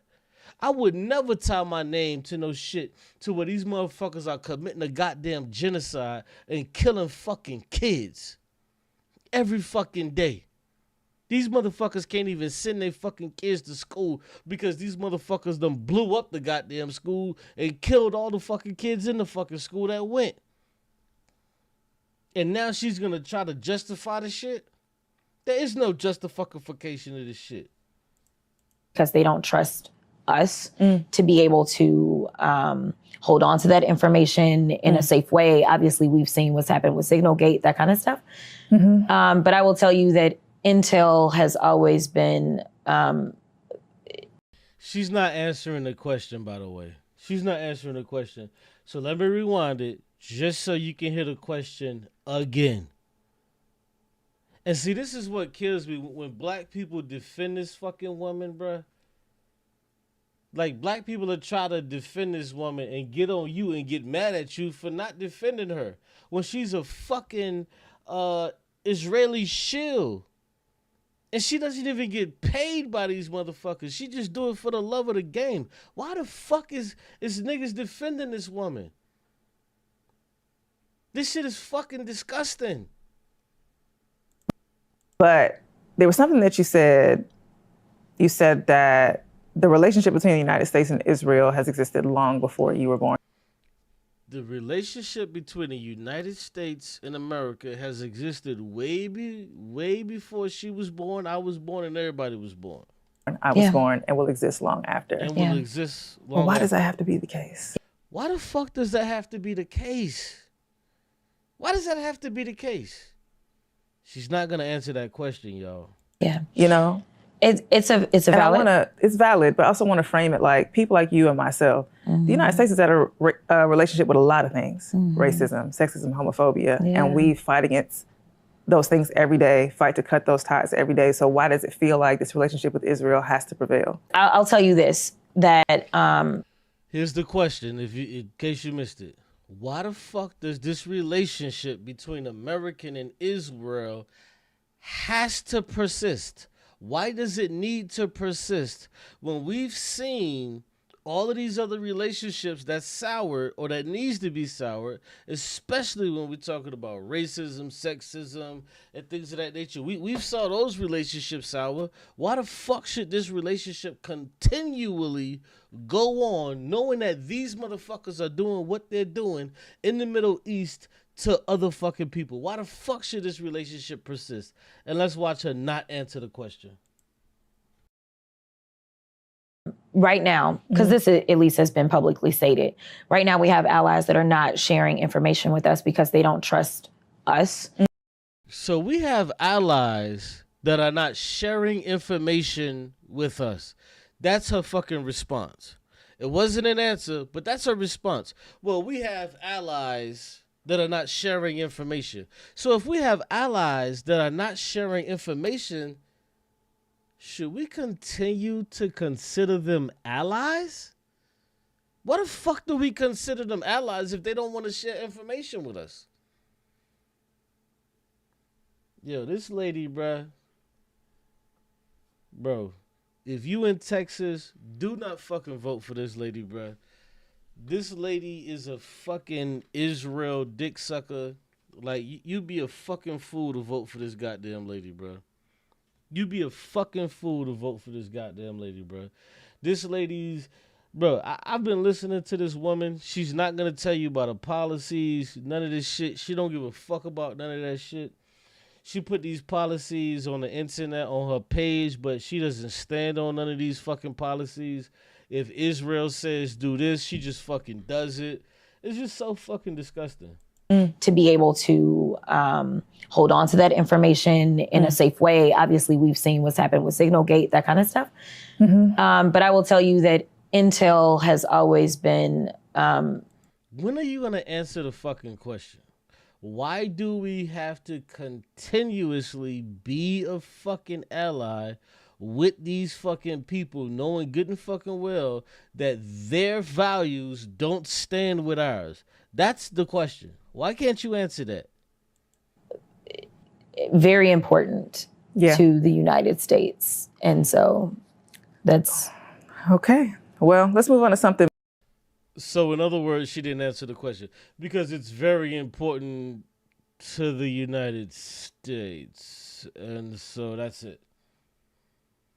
And niggas would beat you across the head and be like, you should support Jasmine Crockett.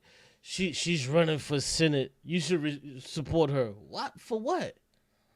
What the fuck is she saying to tell me that I should support her? And you know what's even worse? What's even fucking worse is you got another motherfucker, James Tallarico. He's also running for Senate. And he's also a fucking Democrat. And he's also a fucking piece of shit. This is the crazy part. This is the crazy part. Is that now you got two of these motherfuckers in your district that's running for fucking Senate, and you don't like none of these motherfuckers, but there's nobody else for you to fucking vote for. You got these two Democratic idiots, Jasmine Crockett, James Tallarico, and some fucking stupid fucking idiot Republican who's just gonna be gung-ho for Israel and just gonna say fuck it, they could just do whatever they want to do.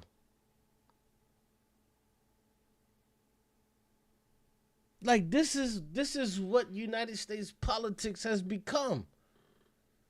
This is what the United States politics has become. This stupid shit. This shit crazy. It's ridiculous to me. It's ridiculous.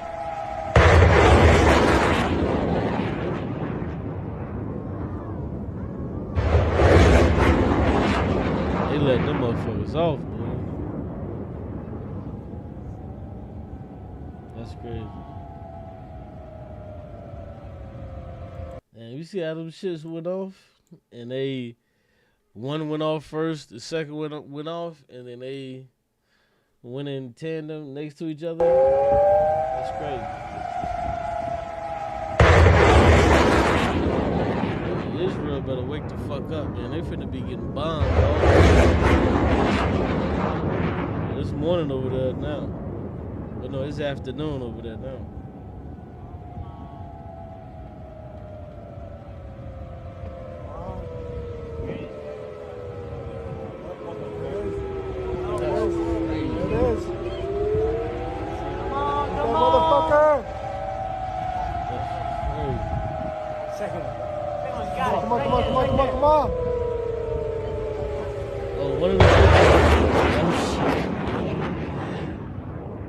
Yeah, you see what happened? They shot them bitches to try to knock out the other one, but it missed. And the other bitch blew that shit up. Look at that shit. They were trying to knock the other one out, but it passed it. Come on. Look, it passed it. Shit. They sent another. Look, oh, they sent another one out, and that bitch passed it too. God damn. Look at that shit. They sent another one out. They tried to knock that one out of the sky. And they couldn't knock that bitch out. And that bitch just kept going. Look, it went right past it. Oh, fuck! God damn. Yo, these motherfucking missiles are so fucking smart, bro. This shit is so smart. It went right up and then it turned back around. But they couldn't get it in time enough. Look at that shit. Look when they send up the next one. See, they sent it up, boom, they sent it up. Watch how I go past it, and it's gonna turn around. See, it went past it, now it's turning around trying to get it, but it couldn't get it. That's crazy. That shit went up in the air, it tried to hit it, and they couldn't hit it. So instead of coming down to chase it all the way down on the floor, it just went off. It went a different way. That's crazy. Look at this shit one more time. They sent another one up. Watch this shit. They sent that bitch up. Second one. They're trying to stop the one that's coming to them.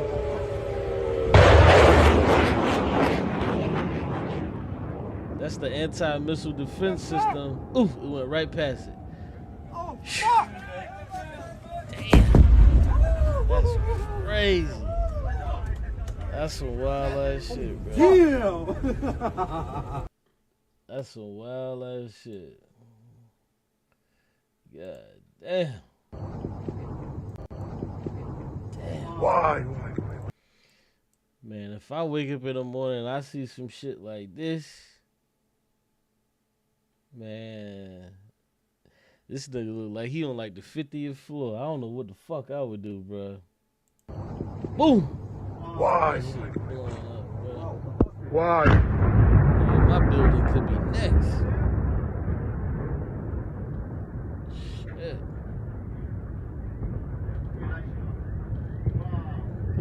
Damn. Yeah, they say America and Israel done dropped like 500 bombs. So them niggas been watching this shit all fucking day. They just better be glad that shit ain't dropping on their fucking head. And the Israelis. I think that's what the calculation now is. Regime preservation. Could you get a more pragmatic figure than the Israelis? Bro, you see how bright this shit was? Look at the buildings behind it and look when this shit hit how bright that bitch I think that's what the calculation now is. Regime. Bro, look how bright that shit got. God damn, when that shit look at the buildings behind that shit, bro. God damn. Regime preservation. Could you get a more pragmatic figure presiding over this regime? Sure. Aaron, I just want to break in for a moment because we're looking at live pictures in the air. Look at that shit. And the Israelis. I think that's what the calculation now is. Regime preservation. Could you get a more pragmatic figure presiding over this regime? Sure. Aaron, I just want to break in for a moment. Yo, all of these niggas, bro. Look at this. Right here, right there, right there, right there, right there, right there. All of these niggas with these lights on in this building. Even the niggas in the penthouse at the top. What the fuck is you niggas still doing in there? How the fuck is you still in these buildings, bro?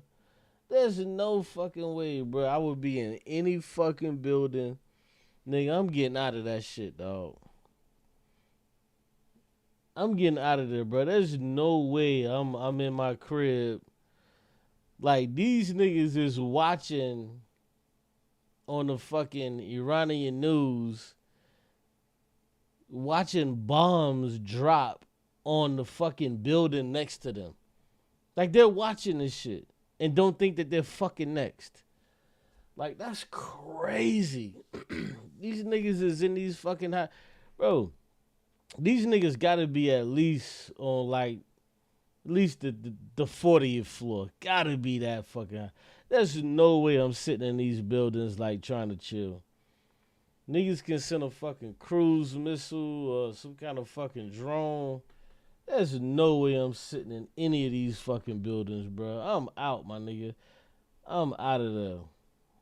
Fuck no. Because we're looking at live pictures in the air over Tel Aviv. And obviously, as many people know, or maybe...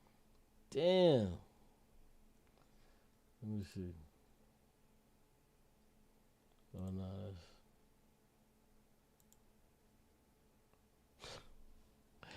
Yeah, this always kills me. We'd be... Oh, my God. We'd all be sleeping a lot better at night if these two women had won. This is so crazy. Niggas forget that Kamala Harris said that she wanted to build the most lethal fucking fighting force. Like, niggas forget she said that. Niggas think that Donald Trump... Yo, you know what they were saying? They were saying, like, when the shit first kicked off, they were saying that, they said that Israel said if Donald Trump don't go to war, they go... They said if Donald Trump don't go to war, they're going to release the pictures of him with the little girls. And then the Iranians, they was like, nigga, if you do go to war, we're going to release the pictures with you molesting the little girls. So Donald Trump ain't have no way out of that shit. He was like, damn, do I go to war and drop the bombs, or do I not go to war and drop the bombs? He was like, fuck it, I'll take my chances and just drop the bombs on these niggas. And I could just say it was AI. Yo, niggas was saying that. They was like, yo, the Iranians was saying, yo, if you go to war with us, we're gonna release these pictures of with you in the, molesting little girls. And niggas was like, yo, if you go to war on behalf of Israel, no, if you don't go to war on behalf of Israel, Israel gonna release the motherfucking pictures. So Donald Trump, man, hey, they put his balls in a vice. And you had that dumbass nigga, President Clinton. He was like, yeah, I can tell you now. I can tell you, I know what I did and I know what I didn't do. And I ain't gonna lie, bro. I was sitting there waiting. To see if he was gonna do it. If he was gonna say it. I did not have sex with those underage women. But he didn't do it. Y'all remember back in the day when he was like, I did not. Hold on, how he said it? He said that shit. Oh my God, bro. That shit was funny as fuck. I ain't gonna lie, man. Because I'm going to tell you, Clinton was like the first president that I remember. Like, you know, I remember him. You know what I'm saying? You know, I was around for Bush, but I don't remember him because I was just so young. But Clinton, I remember that motherfucker. Like, I really, like, that was like the first president that I remember. You know, if you, like my daughter was born in 2012.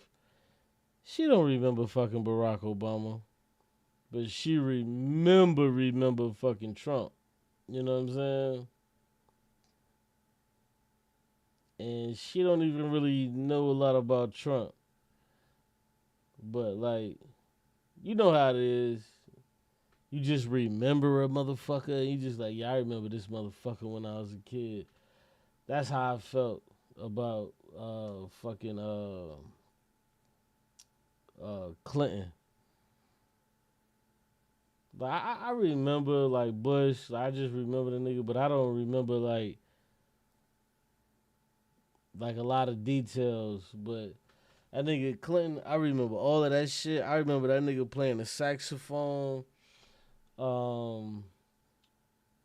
What he played? He played the saxophone. What was it on? What the fuck was the name of that show? I remember that shit. Niggas playing the saxophone, all that old shit. Like, that's the shit I remember because I was like, you know, I was of age a little bit, so I remember that shit. I remember the nigga playing the saxophone shit. That was damn, what was the big mouth nigga that was on the movie with Eddie Murphy, Coming to America? The nigga, fuck. What was the name of that show? But whatever. But yeah, the nigga had a show back in the day. Yeah, I remember that motherfucker. I remember that nigga. Yeah, you could call that nigga Slick Willie, all of those shit. Yo, what the fuck was that nigga name? Now I'm tripping. Yo, what was this nigga name? He had a late night show. I never used to see his show. But like on Fridays, I used to catch it. Friday nights. Fuck, what was this nigga name? Damn. The nigga was he was like the bodyguard from what's the name? God damn, I forget his name. What was his goddamn name?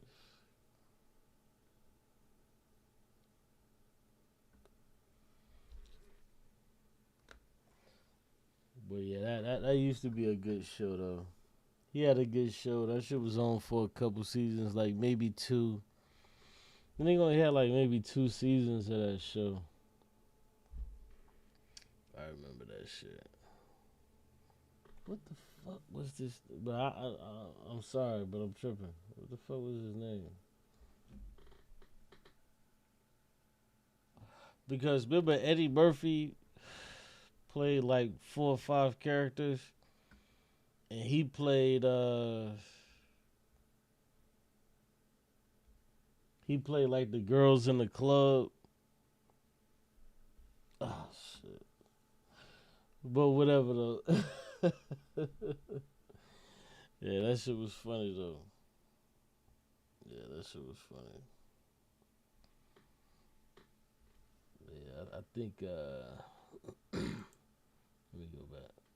Let me play a little bit more of this. Ain't gonna be up too late. I'm chilling. I ain't gotta go to work tomorrow, so I'm just kind of chilling. Make space for everyone doing jobs like mine. We will finally get a seat at the table. And to Layla, the little girl who I had the pleasure of meeting and holding this week. I promised you I would try and improve the world that you are growing up in. I told you that I am not perfect, but that I always try my best. I always try and do the right thing. Now, something exciting is definitely happening. And I invite you all to be part of it. Come and join the Green Party so that we can spread hope and win everywhere across the country. Our strength will grow as more and more of us come together. Man, and I'm telling you, man, it's a beautiful thing, bro. Like, this is the shit that I was kind of hoping for. You know what I'm saying? That the Green Party would just kind of just grow. And because, like, we really need to get these fucking Democrats and Republicans the fuck out of here, bro. Like, more people got to join the Greens, bro. Like, we really need a third party that's a true opposition party to both of these fucking parties, man. Like, we really need a true opposition party because when one party is saying, hey, we're going to do this, we truly need a fucking party that's going to say, no, we don't want to do that. We don't want to do this. We don't want to do that. We truly need a fucking party that's going to say, no, we don't want to do that.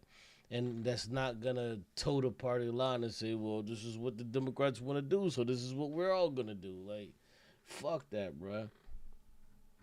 And, like, that's what I really want, you know? So, yeah. We have shown that we don't have to accept being turned against each other. We can demand better without hating each other. We can do that together. We ran a hopeful campaign backed by thousands of volunteers and activists. We defeated the parties of billionaire donors. We have shown that we don't have to accept being turned against each other at all. And we did this with the people who live here, side by side, shoulder to shoulder, just as we have always done in this constituency and in the whole of Greater Manchester. Because this is Manchester, and we do things differently here. Thank you so, so much to everybody. Thank you.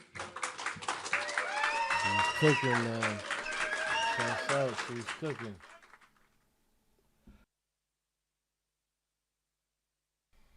Shouts out, she was cooking, man. Let's listen to James O'Brien. The one thing I really took away from it.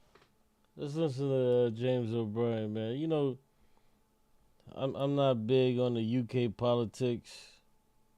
And it's funny that, you know, a lot of these niggas from the UK, they know more about our fucking politics than we know about their shit. But I try to pay attention, especially, you know what I'm saying, to James O'Brien and George Calloway. I'll be checking them out when they be talking about, because they look at our shit. I be like, shit, let me check out what you guys got going over there. So I listen to James O'Brien, George Calloway, and, you know, all of that shit that they be talking about that's going on in the UK. So I check them out. This result in Gorton and Denton in Manchester is the wonderful acceptance speech by the successful candidate who is a plumber. And I don't know whether you know this, she's also currently training, or she was, because it's all a bit of a... Bro, she's a fucking plumber, bro. Like, that's just crazy. She's a plumber, my nigga. She's a plumber. She's a plumber. Like, she's in the field getting the shit out of your fucking toilet plumber. Like, can change a fucking gasket plumber. Like, she's a plumber, nigga. Like a real plumber, nigga.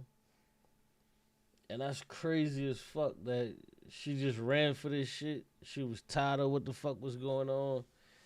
And she ran for that shit and won, bro. That's just crazy. That's like Zohran Mamdani. Like, nigga ain't had no fucking record of being no nothing. Just, I finna run for this shit because I want to change shit. And motherfuckers put him in the office. Let's see what they can do. Like, she's a real live fucking plumber, bro. I'm sitting, I'm like, God damn, bro. I'm looking at the Greens in fucking England, and I'm just like, why the fuck the Greens in America? Like, why we can't get a win like that, bro? This shit has never happened in fucking history with the Greens in the UK. Never happened in history. It's just been the fucking Labour Party and all of these I'm just like, damn, why the fuck we can't do something as dope as that?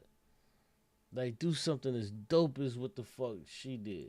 Change of direction now, career-wise. She was training to be a plasterer as well. A plumber and a plasterer. And she apologised to clients who have booked her to do plumbing work in the coming days on account of the fact that she's going to be a little bit too busy doing her new job. And it just struck me, because what did Reform put up? A bloke who was an academic and then wasn't, and works for GBBs and then...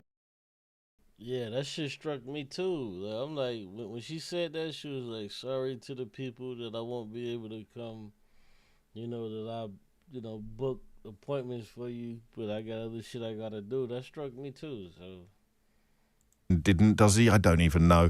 But he just whines. He never stops whining, this Goodwin bloke. He whines and whines and whines and whines. Everything is somebody else's fault. The reason why he wasn't a great academic was somebody else's fault. The reason why he lost last night was somebody else's fault. The reason why he's ended up working for a TV broadcaster that is beyond parody is somebody else's fault. He used to write quite well-regarded academic tomes and treatises about why the rise of the far right was so hideous and so dangerous, and then he decided to join them, but that was probably somebody else's fault as well. And they like to pretend, don't they, these clowns, that they represent real working people, when, to be fair, they just represent real racists.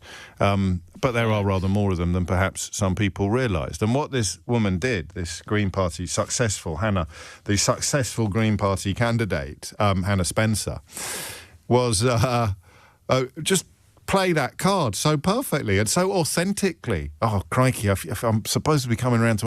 And that's what I love, is the authenticness of it. Is like, it's not fake. It's not some bullshit that you'll get from some weirdo. It's authentic, bro. She like, yo, man, I'm a plumber. I never thought I would win, and but I won, and this is what the fuck I'm gonna do for the people. And like, to unblock your pipes next week, I'm not going to be able to. I've just become an MP. That's working. That's the real sort of face, if you like, of working people in this country. Middle-class cliches like me have a tendency sometimes to fetishise manual labour and to talk about it as if, the horny-handed sons and daughters of the soil are the true backbone of Britain. But I think there's some truth in it. Have a listen. Have a listen to what she had to say. I didn't grow up wanting to be a politician. I'm a plumber. And 2 weeks ago, during all this, I also qualified as a plasterer. Because even in chaos, even under pressure, I get things done. Now, to my customers, I'm sorry, but I think I might have to cancel the work that you had booked in, because I'm heading to Parliament. And when I get there, I will make space for everyone doing jobs like mine. We will finally get a seat at the table. Typical plumber, eh? They just tell you to get lost when a bigger job comes along. We've all been there. Politicians who look like traditional politicians, for a generation now, certainly since 2010, have either been objectively awful, in the case of Cameron and Osborne, I mean hideously ridiculous in the case of a Liz Truss and a Boris Johnson, or just not particularly competent in the case of a Rishi Sunak or a Keir Starmer. So I feel my grip upon the idea of you can't put people in charge who don't sound and look like traditional politicians. Everything will go mad if we do that. My grip on that conviction is beginning to loosen a bit. It was already. Yeah, Keir Starmer is fucking horrible, man. I don't even understand some of these fucking politicians, bro. But I'm happy. I'm happy for the UK. I'm happy for the UK that they actually have, because like it's so funny. Like they got some shit called the fucking Labour Party. That's not for the fucking laborers. It's just so fucking weird how they got their shit set up. But at least they have, 5, 6, 7 parties. You know what I'm saying? Like we don't even got that shit. We don't got none of that shit. So the other day, I spent my evening while making some YouTube thumbnails watching 2 videos by the YouTuber. Hold on, I wonder. Yeah, I be watching this other cat too called the Tabernacle. I be checking him out. He from the UK too. Picked up by Reform. So there hasn't been a lot to be hopeful for in British politics for a long time if you are a leftist. And you actually might be looking at British politics now and thinking, why are you all so happy? Why are you so happy that the Green Party won one by-election? Got one more MP in the House of Commons. They're not a majority. They're not even close to one of the biggest parties. Why are you happy? And I'm going to explain that today because I would say it feels like the UK's like Mamdani moment from obviously the recent mayoral election in that Zoran Mamdani took on the Democratic establishment. He took on the New York establishment and he won being unapologetically leftist, intersectional, promising like actually good things. And I think this is even more significant in some ways. Like obviously that's massive. It's a New York, running to be the mayor of New York, one of the... Yeah, it's more significant because it's the first time it's ever fucking happened in history in the UK. Because in the UK, while they have all of these other parties, none of these motherfuckers ever win. You know what I'm saying? They have the Labour Party, they have the Reform Party, and these are the motherfuckers are like the Democrats and Republicans where they always win. But at least they have other parties, so it was monumental because, like, even with Zoran Mamdani, that motherfucker ran as a Democrat. Like, he ran as a Democrat to win. He didn't run as a socialist to win. He had to run as a fucking Democrat. So what this sister did, she ran as a pure fucking socialist, a pure fucking Green Party member, and she actually fucking won. So I don't like the capitulation that these motherfuckers do, but when they want to run as fucking Democrats, but they want to say, hey, I'm a socialist, this and that, but it turns out they're really like a fucking sock dem. I don't fuck with them. Like, Zoran is a sock dem, but at least it's some kind of motion we getting, Most important cities in the entire world. But I think this feels even more important because it's a microcosm of what the next election is going to be. And for me personally, I'm super satisfied because it puts even more pressure on Keir Starmer to probably step down as the Prime Minister. But I want to lay it all out for you guys, especially people who might not pay attention to British politics in the UK or might not pay attention in terms of like an American context. But the Green Party has recently been taken over by socialists with the election of a socialist leader or someone who, is pretty clearly very left-wing in Zach Polanski. And they've become far more aggressive. They have won seats in the last election. They had their highest tally for MPs recently as well in the 2024 election. And now it's clear they're like a viable political party who can contest these elections. Yeah, my only thing is I don't fully understand the parliament and how it works. I don't fully understand the parliament, but I kind of understand the politics and how they have left, right, and centrist and shit like that. I understand that, but I always listen to these guys, man. This guy, like I say, Tabernacle, George Calloway. I listen to these guys because like they give me hope here in America that maybe we can change our fucking system here in America. So I always appreciate these guys. And why this is so significant, this one specifically, is this was a Labour safe seat. I think they lost like 40% of their vote from the Right, this was a Labour safe seat. So that's like saying that this was a Democratic seat that you like let's say like this was a Democratic fucking position that a Democrat would never fucking give up. You know, like in like for example, like Texas, you have Republican seats to where these motherfuckers run and nobody can ever beat them out. You have certain fucking seats to where motherfuckers can never beat these people out. And the sister, she ran as a Green Party member, and she actually not only beat out the Republican, which is the Labour Party, but she also beat out the Democratic Party.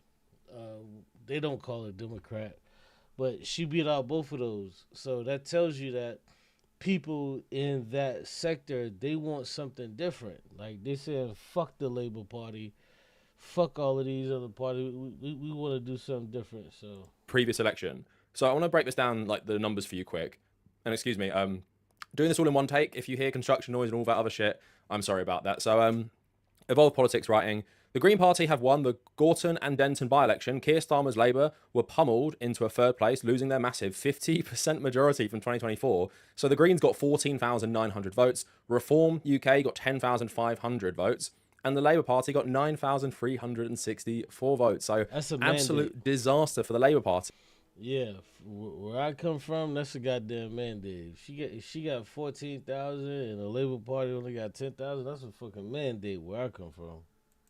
And what this shows is the next election across the country is going to be a battleground between Reform and the Greens for Labour, I guess like ex-Labour voters primarily, but also maybe some Conservative ones as well. And it just feels like such a massive shift, because what has happened in the UK politics is that after Jeremy Corbyn was purged from the Labour Party, it feels like there has been no room for leftists anywhere. And there's been no hope for leftists anywhere. Like, I'm someone who's obviously been very politically engaged for the longest time.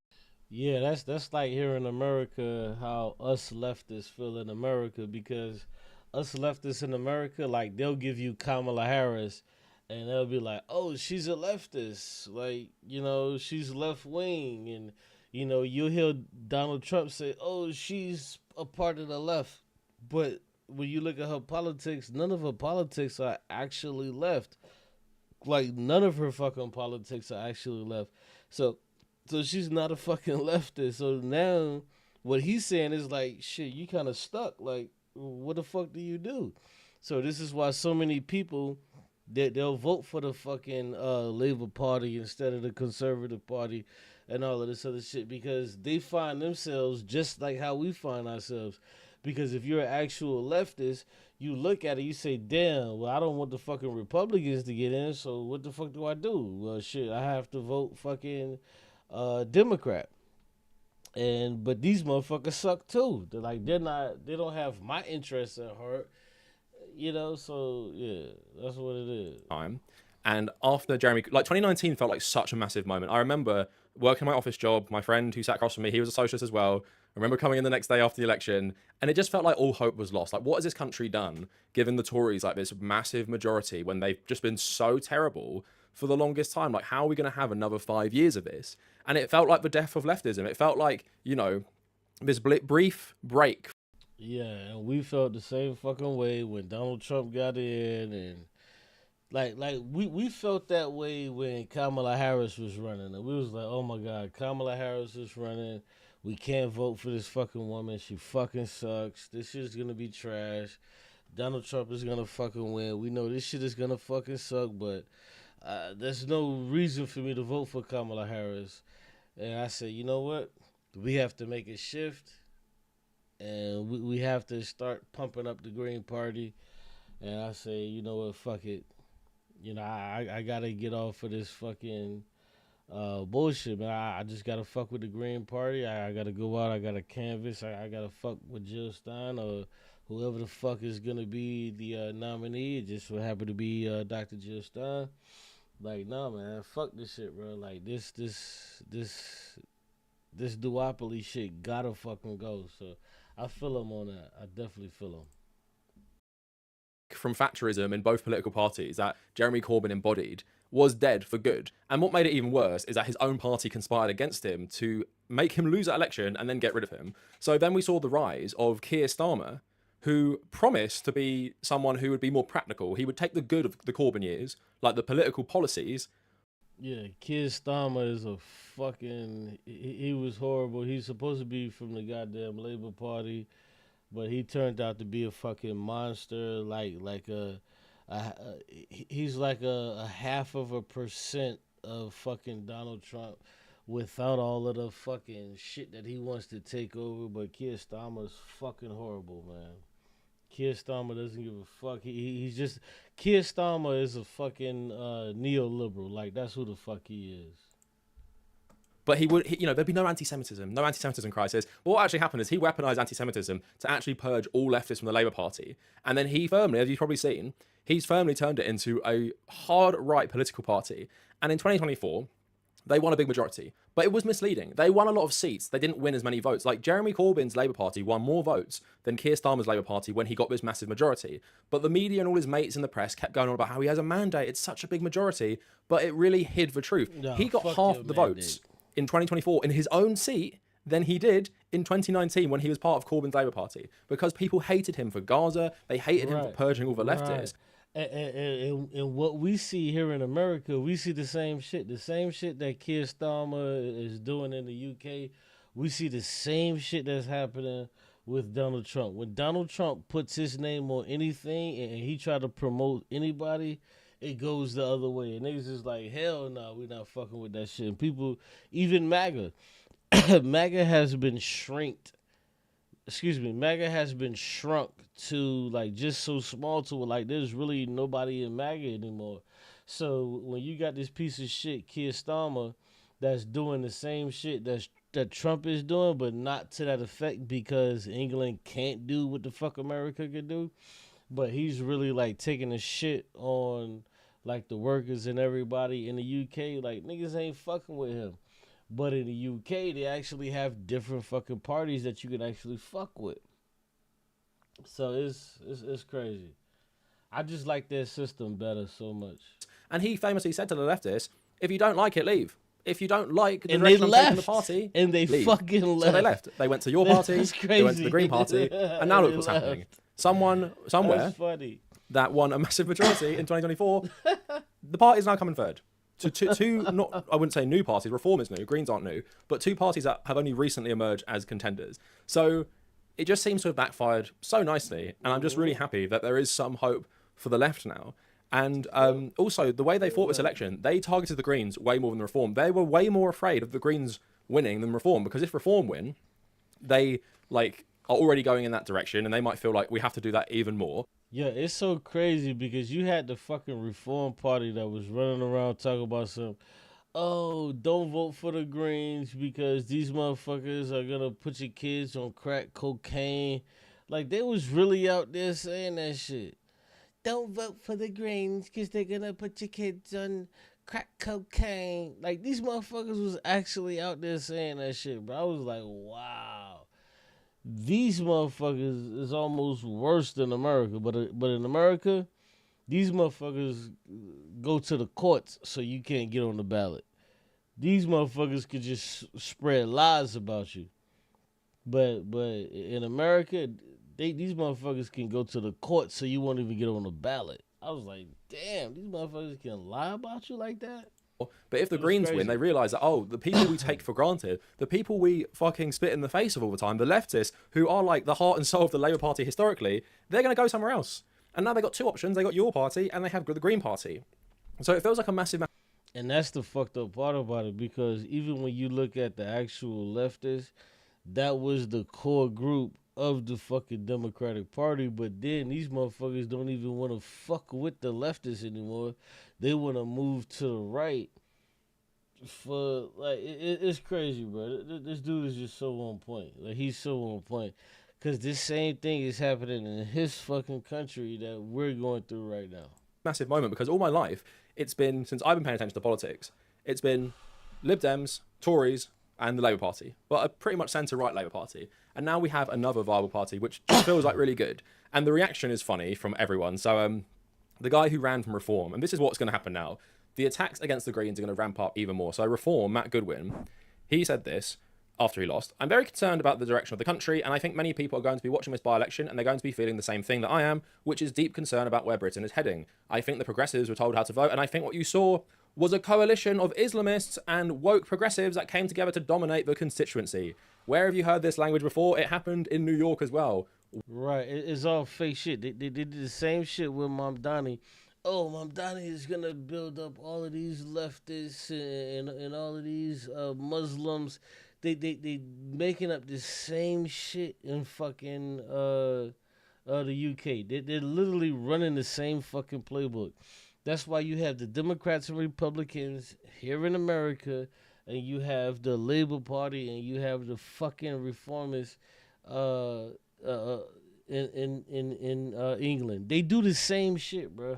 This is why it's so crazy that this woman fucking won. She wasn't supposed to win. It's crazy. Just like Mamdani wasn't supposed to win. It's literally the same shit. Woke Islamists. Woke Islamists are coming to ruin Western civilization. We've already seen this play out. And then if we go to the rest of the reaction, so Nigel Farage saying, this election was a victory for sectarian voting and cheating. Matt Goodwin was a great candidate for us. Roll on the elections on May 7th.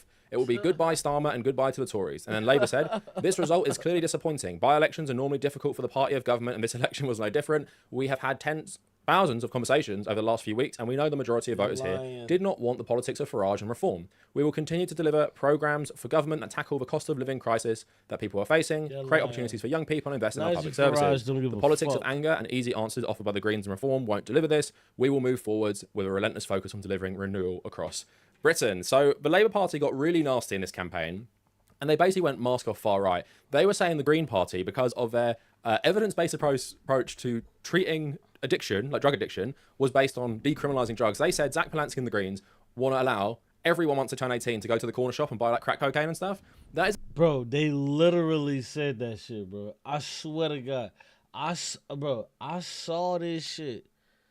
I saw this shit to where the motherfuckers was like, yeah, they're gonna smoke crack cocaine. Don't vote for the Green Party because they're gonna give up your kids to prostitution, and they're gonna have these motherfuckers smoking crack cocaine. I was like, what the fuck? Bro, I swear to God I heard this shit, bro. He's not lying. It's the shit they were actually saying about the Green Party, and thankfully we live in an era now where that just doesn't stick. It's absolute bullshit, and the media are so surprised. BBC had an election night coverage. There was no one from the Green Party in that coverage. They're in for such a massive shock. And this is the same shit that they do in America. They don't cover the Greens, bro. They don't cover the Green Party. Like, this is the same shit happened. Even though the Green Party won, they didn't even cover these motherfuckers. This is why I had to dig so fucking deep and go through so many. Look at this shit. I had to go. Hold on. If I go back. Look at this shit. This is why her speech is not the first one up there. Look, it looks like, when you see this, it looks like, as soon as you look on YouTube, Green Party, you see it right there, boom, Green Party. But look, this is the first video. These are a bunch of shorts and shit. But when you go right here, this is not her speech. Look. Look, this is not her speech. Look at this shit. They're covering the losers. She's only right here. Look, she's only right Green here. MP sounded like an old-style Labour class. And they're not even playing her shit. They're not even playing her words. Look. Warrior. Be a politician. I've made clear my position and my commitment to working class communities, the community that I am from. People in their thousands told me on the doorsteps and at the ballot box that what we are sick of is... Didn't see this coming. Let me count it. Hannah Catherine Spencer is duly elected Member of Parliament for the Gorton and Denton constituency. Labour said this could not happen and prayed it wouldn't. The Greens defeated reform, the job Keir Starmer said only Labour could pull off. And the new Green MP sounded like an old-style Labour class warrior. 150. I've made clear my position and my commitment to working class communities, the community that I am from. People in their thousands told me on the doorsteps and at the ballot box that what we are sick of is being let down and looked down on, that we are sick of our hard work making other people rich. Hannah Spencer barely mentioned green issues. They played 5 seconds of her fucking speech because she's a fucking green. They played 5 seconds of her fucking speech because she's a green. They're not covering her. They're not. Look, bro, look. Do you see this shit? This is within 2 fucking minutes and 13 seconds of a 24-minute video. Look at this shit. They don't bring her back up. Look. She wore pink and like yellow. Look at this shit. They don't bring her back up. They don't bring her back up. Look, she's not even in the shit. That's why I had to go somewhere else to find her speech. They don't even bring her back up. Look at this shit. They don't even bring her back up. That's why I had to go somewhere else to find the fucking video. Because they're not going to talk about the Greens. They wasn't expecting the fucking Greens to win. When she won, man, them motherfuckers turned their camera off. They was like, fuck this shit. They turned their camera off because they're so used to the fucking Reform Party and these other motherfuckers. They're so used to them winning. In her acceptance speech, the broader radical agenda of the party's leader, Zach Polansky, now road-tested triumphantly. Keir Starmer, in defeat, repeated his campaign appeals. I will keep on fighting for those people for as long as I've got breath in my body. I will also fight against extremes in politics, on the right and the left, parties who want to tear our country apart. Bullshit, nigga, you partisan. Shut the fuck up. You partisan. Is that a good tactic to label thousands of voters extremists? It's a dreadful tactic. Labour could have won back traditional Labour vote. Look at this. Now they going to all of these other niggas saying, well, Labour can do this and Labour can do that. Labour just fucking lost. Bro, I can't stand these motherfucking niggas, bro. You mean to tell me if the Green Party won some shit, now you finna go to the Democrats and you finna go to the Republicans? Fuck them. They lost. What the fuck is this? Why are we going to the losers? Voters by being a better government, not by calling parties names. Reform UK's vote in unpromising political terrain suggested their opinion poll ratings are accurate. Their candidates not entirely accepting defeat. I don't think the Progressives beat us. I think the Progressives were told how to vote, and I think what you saw was a coalition of Islamists and woke progressives that came together to dominate a constituency. The Tory leader... Look at that. He's fucking mad and he's learned. Oh, well, they were told how to vote. What the fuck are you talking about? How were they told how to vote? What are you talking about? They were told how to vote. The fuck are you talking about? You got this left, right-wing, centrist motherfucking Keir Starmer in this motherfucker who don't give a fuck about none of you motherfuckers. Like, what are you talking about? Like, get the fuck out of here, bro. I can't stand these motherfuckers with this shit. They do the same politics in America. They don't even cover the niggas that just fucking won. Get the fuck out of here, bro. You lost. Kenny Baynock said Keir Starmer was now finished. But the Tories got their worst ever by-election result last night, and some detect still more signs that the century-long two-party system may be crumbling. Just as the combined strength... Did you hear that? The two-party system is fucking crumbling? Because even though they may have 5 or 6 parties... that two-party system is fucking crumbling. Because people are like, man, fuck the Tories. Fuck the goddamn... all of this shit, bro. People want something that's pragmatic that actually works. That actually works. The Labour and Conservative Party votes plummeted in the Caerphilly Senedd by-election last year from 63% when last contested to a puny 13%. Look at that. And the Runcorn parliamentary by-election saw the combined Labour-Tory vote fall from nearly 70 to well under half the votes. Yesterday saw what are traditionally called the two main parties share of the vote down from 60% in the general election to just over a quarter. If Labour and the Conservatives ceased to be seen as the parties that can win, it's like Tinkerbell in Peter Pan. Tinkerbell's power comes from people's belief in her. If people cease to believe... This motherfucker's telling us about Tinkerbell, a fucking made-up Disney character. Man, these niggas lost and they try... Well, Tinkerbell, man, come on, man. This is what I'm hoping for the Greens in America. I'm hoping for the Greens in America, so we can win one.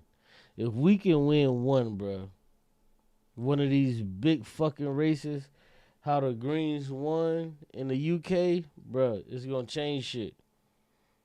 Because if you can get a fucking Green in there to actually change shit, it's over. It's over for the Democrats and Republicans. This is what these motherfuckers are, the Reform Party and the Labor Party. These are just Democrats and Republicans.